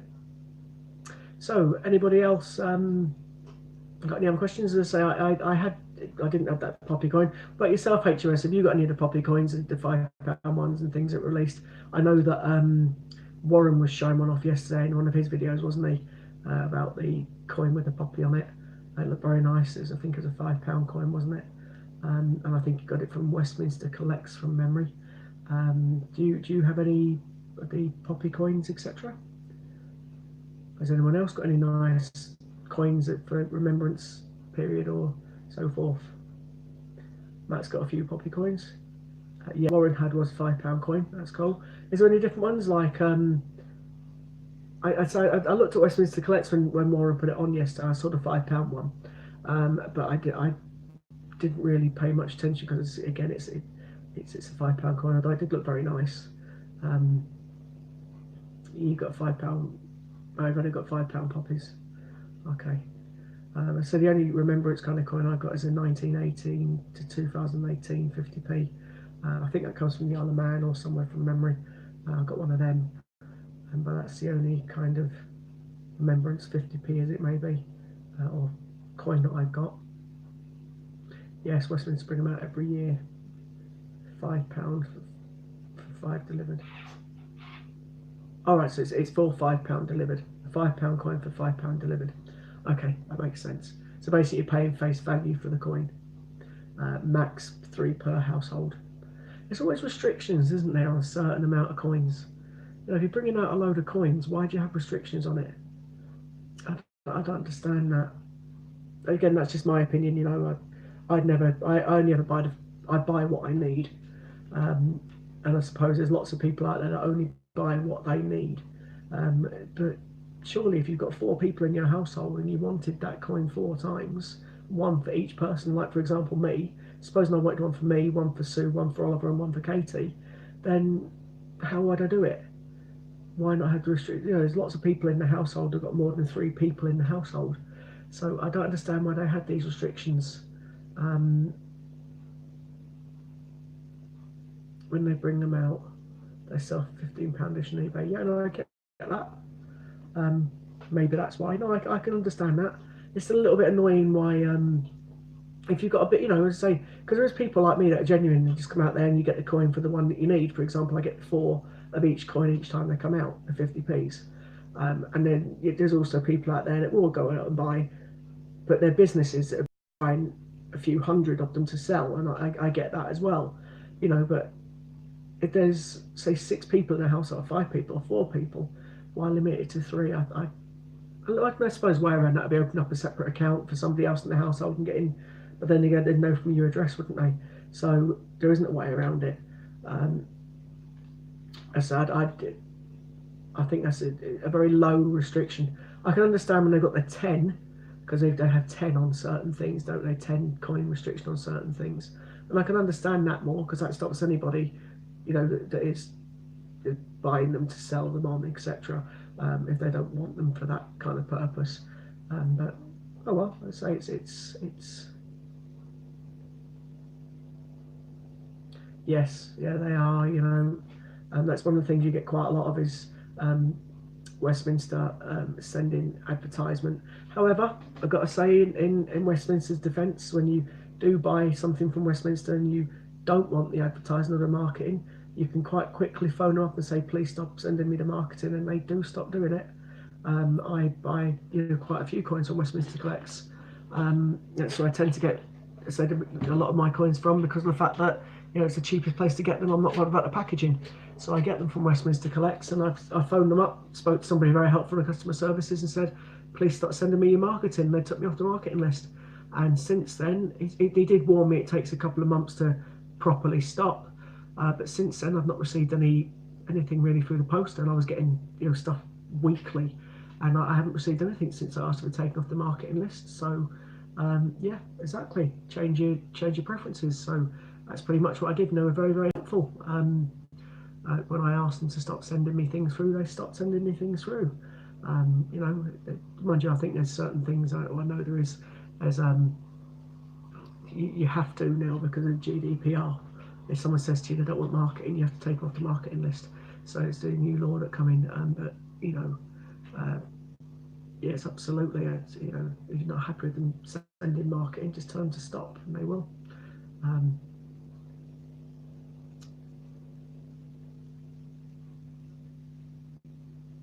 Yeah, no, I totally get it. I can understand and say why people would want more than 3 if they're a business and they're going to sell it on. I totally get it. If it's, they're buying it, selling it for 5 and you can then sell it for 15 quid, and then, people will do that. And you can understand why people do that. But I say not everybody, for example, like me, would do that or does do that. So the restriction of 3, I think, is relatively low or very low, personally. I can understand possibly a restriction of 10 because not many people have 10 people in the family or in a household, but not 3. That's just seems a little bit low. As I say, you could have families with 5 kids and 2 parents. It does still happen. There's definitely people out there with quite a few kids. So how would each of those get the coin if they're only limiting it to 3? I just don't understand that logic. That's just my personal opinion. Again, as I say, the 10 limit, I get that. 3, I just think it's a little bit low. But then again, saying that, you're spending, I can understand why people would buy it for £3, and then you get 1 coin, you sell 2 coins on, you make your money back, don't you? If you think about it that way. You buy a coin for a £5, you buy 3 of them for 15 quid, and you sell 1 for 15 quid, you make your money back on all the coins you bought on 1 coin, and then you make a profit on the 2nd coin. So you can still make money on that if you do the 3. That kind of thing. So again, I don't think that 3 coin limit works either. If you look at it that way, you can get your coin for free plus make double the profit and the other one. So yeah, it should be 5. I can get that. I kind of agree. I think 5's, say, normally I say the average household, say, could be wrong.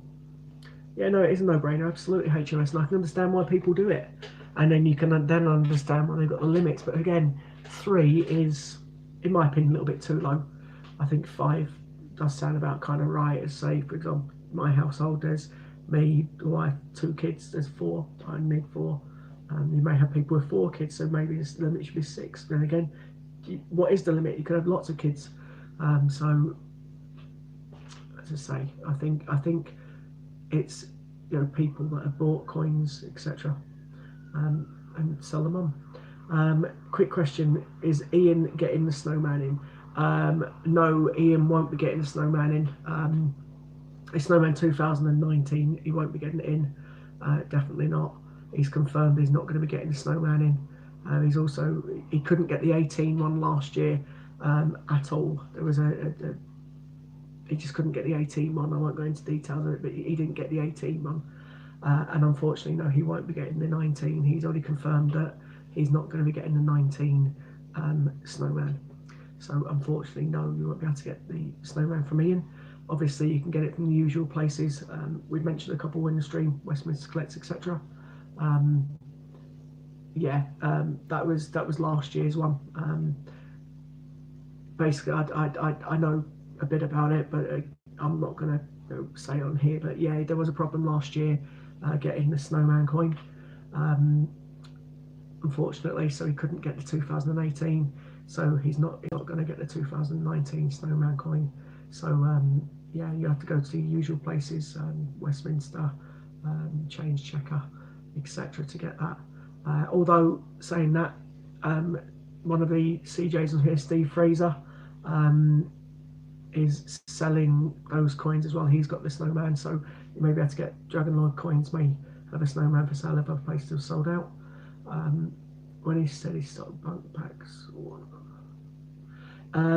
he hasn't actually 100% confirmed that yet. He said he's thinking of possibly stopping them. I know you probably watched a video that he said it's just that he's not making the kind of return on the bunk coins that he thought he would, what he used to be able to get. So what he has said, if people, he's still hopefully going to get some of the coins of the Wallace and Gromit and the Gruffalo. However, he is quite happy to give people a refund or points into their account if they paid with points, on those advanced orders. I think Warren himself, Lighty, who's on one of our CJs, he had the advanced orders and actually cancelled the advanced order with Ian. So Ian's happy for people to do that. He's hoping, he's still working to try and get the Wallace and Gromit and the Gruffalo with the mouse, etc. So hopefully, you never know, they should hopefully get satisfied or fulfilled, as it may be, but he doesn't know for definite. You're happy to wait and see. Yeah, no, of course it's all right. It's up to yourself. Ian's just giving people the option, as he said in his video. Moving forward, what he's going to do with bunk coins, I honestly don't know. That's for Ian, to decide what he's doing. All I've seen is what was in the video that he sent out to everybody else. So absolutely, it's down to each person's preference. So HMS just put on, he had a nice surprise from the mint a few days ago. 10 new snowman 50p's. I ordered them. Went on the drink. Oh right, okay. So you ordered 10 snowman coins without realising it when you was having a drink, and you ended up getting 10 snowman coins. John, mine still haven't arrived yet. It's a bit of a sore subject. I ordered my snowman. I ordered 4 of them, as I always do when the coins come out. I ordered them on Tuesday, a week ago. When they come out last week, I ordered them. I've normally got them by the Friday. I'm still waiting. I haven't received them yet. I know it says that to allow up to 3 to 5 days or working days. So if I haven't got them tomorrow, I'll be phoning up and checking why I haven't got them yet. Because I'd say normally I'd have had them by now. I normally get it literally the next day or the day after, but I haven't received my snowman. And it's even more worrying that I literally was on the site at 9:30 and put my order in by literally 2 minutes past 9, and I still haven't received it. Lots of people that have ordered it after me have got theirs, so I don't know what's going on. Possibly a bit of a backlog, but hopefully I'll get mine quite quickly, and now I'll be happy with my snowman when it comes. Order 4 that I've ordered, so 1 for each of myself and 2 kids and my friend. So hopefully, keep your fingers crossed. But yeah, for now, SA definitely will not be getting the snowman in, so you have to possibly get one of those from somebody, or one of the other retailers, or indeed other means, as it may be. So does anybody else have any questions or any coins or 50p's you want to have a look at, or so forth? Bearing in mind again that my stream finishes in about 24 minutes, and when I finish, we will be switching across to the gents in the US. They will be doing the stream then. I'm not sure how long for. We launched, I'm not sure 100% it was going to be the full 12 hours. We are trying to do 24-hour streams now. So HMS is just saying he now has 15. He ordered 10 2018 rabbits, so at £5 each, and he ordered Monday Snowman and rabbits still to come. Yeah, as I say, I don't get it. Why so it's a week ago now. Normally at Westminster, where I got the coins from, you normally order the coin. A couple of days later, they're posted and you get them the following day. So I'd normally ordered it on the Tuesday and got it by the Thursday or the Friday, or the very latest Saturday. We're now on Tuesday and I still haven't got it. Although it does say on their thing, if you haven't received it within 3 to 5 working days, contact them. So if I say I haven't got it tomorrow, I'll definitely be chasing them to say, has it been sent? I know they're taking the money's coming out of my account or come out of my account. So they're normally pretty good, to be fair. I've never had any issues with Westminster when I've ordered my coins from them. So that's where I tend to get my coins when they're new out from, because I'm not bothered about the packaging. And obviously they get the coin without the package. So it's cheaper for me to get it that way. But obviously people like the package coins, and they get the package coins from reliable sources like Ian if Ian's stocking them. So I totally get that as well. I just personally don't do the packages. I just do the coin. I just want the coin because it goes in one of my coin books. That's why I tend to get the coin. I'm not bothered about the packet. It comes out of the packet, which people have told me off for because I've got certain rare coins and taking them all out of the packet and put them in a book as well. So yeah, I can be silly at times, I think.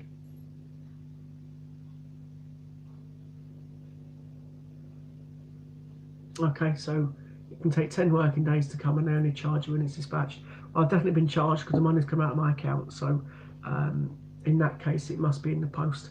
And again, we all know at Royal Mail are like, unfortunately, especially getting closer and closer to Christmas, things start slowing down or occasionally things go missing. So I'm sure if anything happens and they don't turn up, if I speak to them, they'll be in touch with me and they'll sort something out for me. I'm pretty certain that's the case. They seem, they are a reputable company, so I'm pretty certain if the coin doesn't turn up, I can phone them up and say, my coin is not here, etc. So hopefully, keep fingers crossed, it'll come tomorrow and I'll be back on Thursday, say, here's some snowman, he's turned up, and I'll show you the coin. But until then, I can't do a lot, unfortunately, in relation to the snowman. Just hope and keep my fingers crossed he turns up. Yeah, I'm sure I'll have it soon.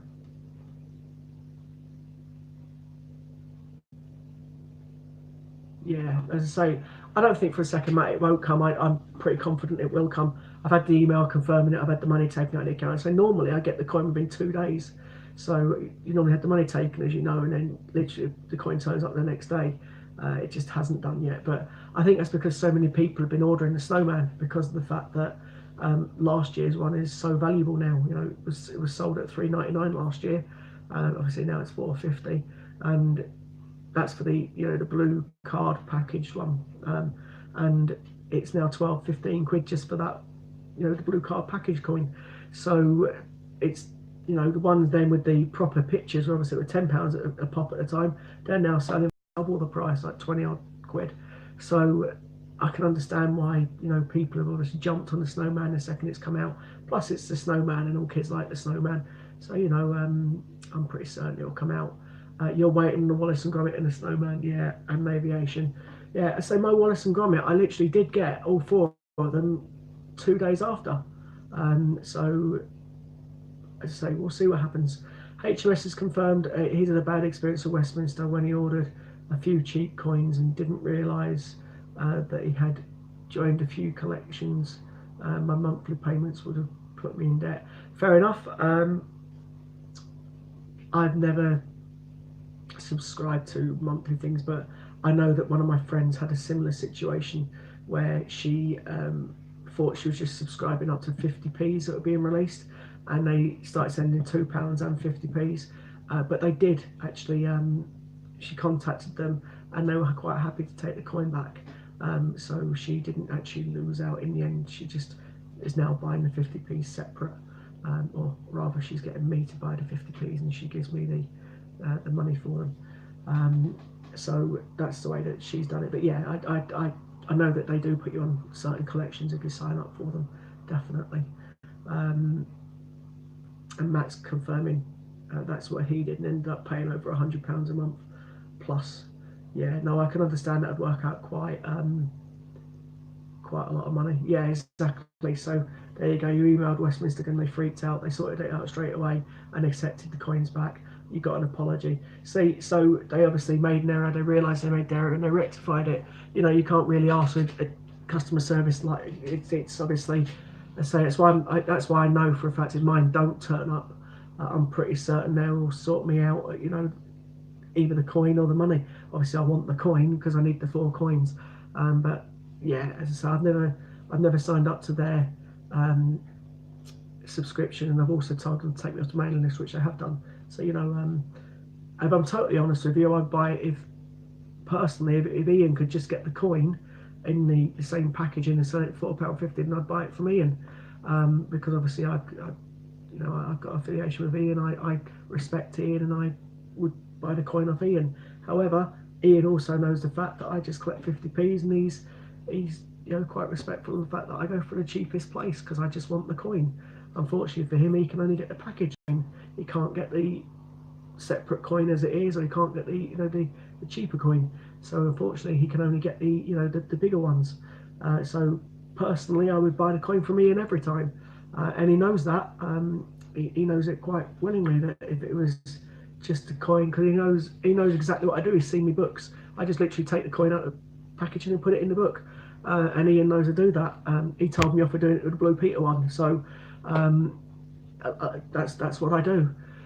So if Ian had the coin and the opportunity to just buy the coin, like other companies had that opportunity, then he would sell it for cheaper, and I would buy it off Ian all the time, hand out, straight away. And you get points with Ian, absolutely. So yeah, totally. And Ian knows where I get my coins from and why I get my coins the way I do, because it's the cheapest way of getting them. And he knows also if he could sell it that way, that I would buy the coins from him.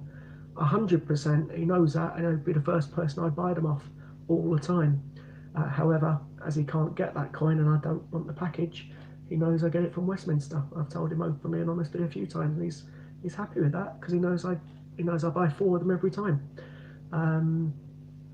And you're quite right with that comment as well, but I can't say that one out loud, Matt. At the end of the day, it is what it is, isn't it? I can understand, you can understand what I'm like. I get the coin and I get it as cheap as possible and as best as possible. You see, just said the same. He doesn't care for the thing. He just gets the coins. So exactly. You only buy the blue ones. Exactly what I do, and take them out of packaging and put them in my coin book, as I keep showing. I mean, this one has got the last one that was out, Wallace and Gromit. There you go. I'll just show the last 2. So literally, you can see Wallace and Gromit there, and you can see the Gruffalo. So those coins are in my book. This is my daughter's book, actually. Mine's upstairs, but this is my daughter's, and my son's got the same coin. I don't do the lovely pictured things. I think it's a waste of paper. I just get the coin. But unfortunately, Ian can't just get the coin. He can only get the packaged one, because that's all he gets released. So it's a bit annoying, and I can understand why Ian might be a little bit annoyed at the fact that he can't get the coin, because how many people would then buy the coin off Ian and avoid the other people because they know Ian's trustworthy and he'll fulfill his orders. So I'm gutted. I'm quite gutted that Ian can't get those coins. It's just a bit gutting, really, that he doesn't have the same opportunity that other people get by not getting the coin as a coin rather than it's just a bit annoying, isn't it? So let's catch up on a couple of quick chats. You feel sorry for older people that don't have the voice and just accept the coins. Yeah, exactly. Coming out every month. I agree. as you like them in the album, I see no point in having the inside and package. No, I totally agree. I do the same. I don't get them. That's why I get the the blue plastic or paper cards that maybe rip it up and chuck it away and just keep the book. Absolutely. I mean, I do the package coins, but only for non-release coins. That's fine. Again, I personally don't do the package coins at all. However, I can understand that some people do a bit of mixture of both, and I totally respect that. I totally get it as well. It's like each, all of us at the end of the day are collectors, and we all collect what we want to collect. For example, I don't want the £2, I just want the 50p's. You have people out there that want the ones in the package. You get the people out there that just want it in a blue card. It's all personal preference, isn't it? At the end of the day, the way I look at it is, it's just the coin. I want the coin. I'm not about the pretty package pictures and things that come with it. Although I can understand it, because some of the ones that come out, for example, the 75th anniversary of the Battle of Britain, I thought that was stunning, and I actually did buy one of them. I've got the coin itself, obviously Battle of Britain coin, but I liked the picture of the plane, so I bought one of them. Everybody does that kind of thing. You see something you like, you buy it. So I just think it's wrong that companies like Ian don't get the opportunity to go out there and get just the coin. Do you know what I mean? It's wrong. I don't like that. It should be given the same opportunity across the field. If you're selling the coin and you are a proper business like Ian is, then you should be given the same opportunity to get that coin like the other people that sell the coin are. It's just my opinion, but I know there'll be people on here watching that don't agree with me and don't like my opinion, but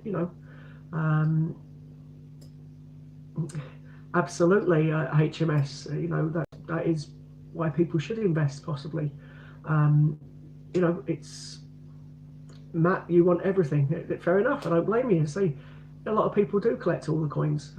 Say my personal favourite is the 50p.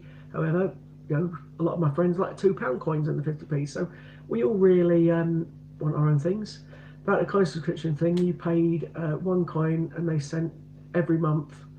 We didn't ask, charge me 35 without me knowing. Yeah, as I say, I've been quite lucky on that. I haven't been stung on that one at all. They make it really hard to know you're paying for a subscription. Again, I've been quite lucky. I've never done that. I've just literally bought the coin, so I've been quite lucky with that respect. But again, I know that my friend had exactly the same issue where she got signed up to a subscription, but they quite quickly, as it happened to HMS, they quite quickly rectified the situation. And again, yeah, I agree. The problem with the coins is when they release so many coins so frequently, like this year. I mean, up until this year, I think there was 3, 4, possibly 50p's released each year. That maybe weren't circulated as it may be. The ones that are circulated, obviously, they release a lot more. But this year in particular, there's been 50 years of 50p 2 sets, and there's been another load. So yeah, and obviously in the last month alone, or last 3 weeks or 4 weeks alone, there's been 3 new coins released. So yeah, it is very difficult to, for people, especially people that haven't got jobs, etc. Again, which brings me back around the circle of why I totally respect and am 100% behind what Ian's doing, putting those coins out there and giving people that opportunity to get that coin that can't afford to buy them every week, that have been suckered into these subscriptions that possibly shouldn't have been. And I totally and utterly agree 100% with what Ian's doing, giving people that opportunity, and no one else has had the guts to do it, to be honest, is the fairest way of putting it. I have to be quite tactful on the way I put things across, because I've got to be careful of my language, etc. But I think he took the bull by the horns, and he's gone and tried to help everybody. So I think Ian he deserves a medal for what he's done and what he's doing. Absolutely, 110%. He, in my eyes, he could be a hero, because he's trying to help the people that can't help themselves. He's also trying to help other companies, other businesses out there, the small businesses like him that can't get the unpackaged coins. You know what I mean? So I think he's doing a great thing, to be honest with you, and I think a lot of people on here definitely agree. There will be people on here that don't agree. There's people on here that watch for certain channels, we know that won't agree. Good night to the people that are going, but yeah, you know, I totally agree with what Ian's doing, and he's given this small man the opportunity, or the people that can't afford it, the opportunity to get those coins in the change. I haven't seen Hamlet. I wasn't into Shakespeare, to be honest with you.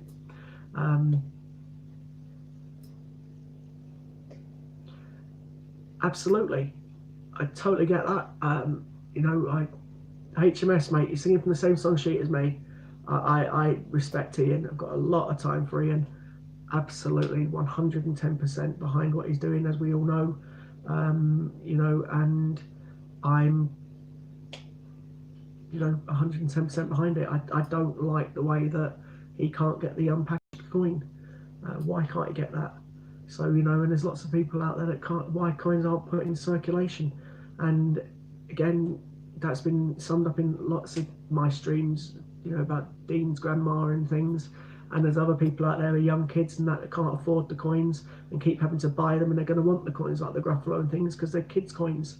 The Peter Rabbit, that is the most frustrating because of the fact they released, what, 13 of them into circulation and then decided, 13 into circulation, and then decided the 14th they were going to keep it behind and not release it into circulation.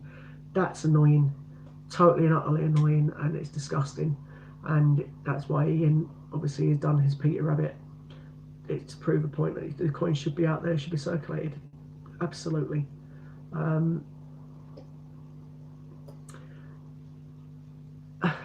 Again, the kids coins, I quite like them because of the fact that if they were put in circulation, I think it'd be absolutely amazing, if I'm totally honest with you.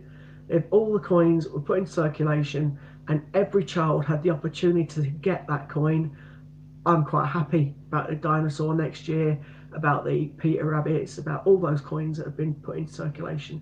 And, you know, the ones that, the Gruffalo, for example, the Snowman, if all of them were put out there, then I think it'll be absolutely fine. It doesn't matter to me, kids' characters. I think it'll make kids want the coins. In actual fact, I don't think the dinosaurs we put in circulation, no. I think it's another way to get more money. I think that the dinosaurs will be literally for kids that want them. It won't be put in circulation, and then unfortunately the parents will have to go and buy those coins, and it'll cost a fortune. And I don't like that. I think they should be given the opportunity and put in circulation. You know, I don't understand it. You get in a market where kids want the coins. You want kids to be interested in money. You want the coin to carry on for the next 100 and odd years.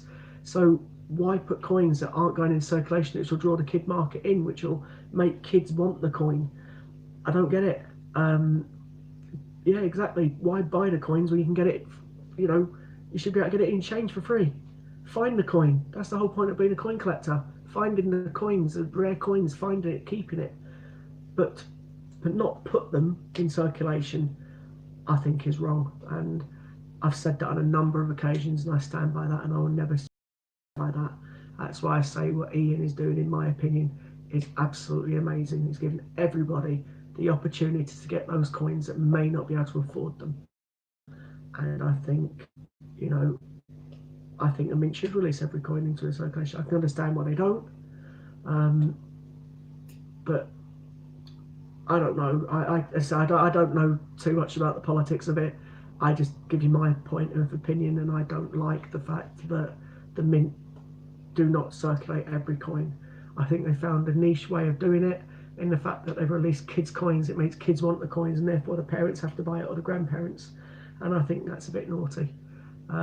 It is totally unfair, and it may be good business, absolutely, but it's not fair on people to that may not have that opportunity to get the coin. So, you know, as I say, I get why they do it. I just don't like it, and I don't agree with it, which is why I 100% agree with what Ian is doing. And if I get into trouble for saying that, I don't care. Ian deserves credit for what he's done. He deserves credit for what he's doing. He's given everybody that opportunity in an equal playing field. Hiya, Steve, mate. You've made it on for the last 4 minutes. Don't worry. I'm just basically having a bit of a thing saying that I think the Mint are wrong not releasing coins in circulation. The fact that Ian's doing a great thing is what I've been saying, and I think a few people here agree. A lot of people here agree, but you know, not everybody does. You know, so yeah, absolutely. So you know, it is, and I've mentioned you a few times as well, Steve. The fact that if Ian hasn't got the coin, he's happy for you to get it. He's also off for them to get it off your site, and he's also happy to get it off, you know, Chris's site as well, mate. So I have mentioned you a couple of times. You know, Ian's all about that. He's helping out others. He's helping out the small man, as it may be. And I've also banged on about the point that I don't like the fact that he can't get the coin as just a coin, because if he could, I would buy that off him rather than off Westminster and other people. But as it stands, as you know, mate, I just take the coin and I have to get it from Westminster because they won't let Ian have the coin as a coin and just make him get the packaged one. And I don't like that. So I've mentioned that a few times as well. So if people from those channels are watching, great. Oh, and yeah, Steve, you've been outbid, mate, on your thing. Yeah, did you see my Mrs. Brown's Boys magnet that I've been doing my 1 and 2p coin hunts with? That's what I've been using to do my 1 and 2p coin hunt. So yeah, I've been using that to do mine, mate. And yes, you've been outbid. You've been outbid by HMS, I believe. You know, he's outbid you now for the Femora. I think it's £11.50, mate. So you need to get back on there and bid as quick as possible, dude. Okay, Pats, yeah, you agree. Best part of coin collecting is the hunt. Totally agree, mate. Totally agree. But unfortunately, there's some snide underhand tactics going on where they don't put them into circulation for people to find it, and that's what I'm against, what a lot of people in here are against, and obviously what Ian's standing up against, and that's why Ian's doing what he's doing and putting the coins into circulation they haven't released. It gives everybody opportunity and an equal playing field, doesn't it? But it also led me on to other conversations where Ian may be hard done to by some of these people because of the fact that he can't get the coins like other companies get them, and I don't think that's right. It should be an equal playing field.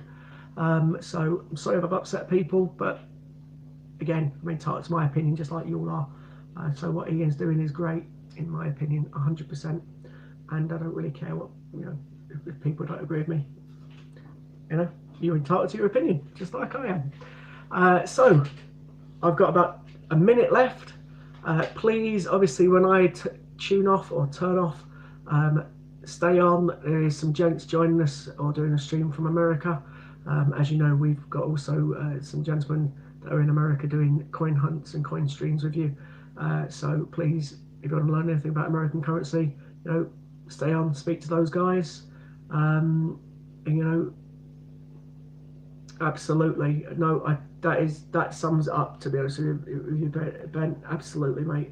Who cares if they upset people? Their so-called business strategy upsets a lot of kids who want the coins and the parents struggle to afford it. That's the point I've been making. So that sums up what I've been waffling about for the last 10 minutes in one sentence. Totally agree. Absolutely. I think I'd have to go. Thank you very much, HMS. It's nice to see you all. I am about to sign out. Stevie, I'll catch you at some point, no doubt, tomorrow. And the rest of you, hope to see you again. I'm back on between 12 and 8 on Thursday. I may even pop on at some other point. Pat, thanks very much. And obviously, I hope people tune in for the American section. And as I say, nice to speak to you all and catch you all again soon. Take care. Good night.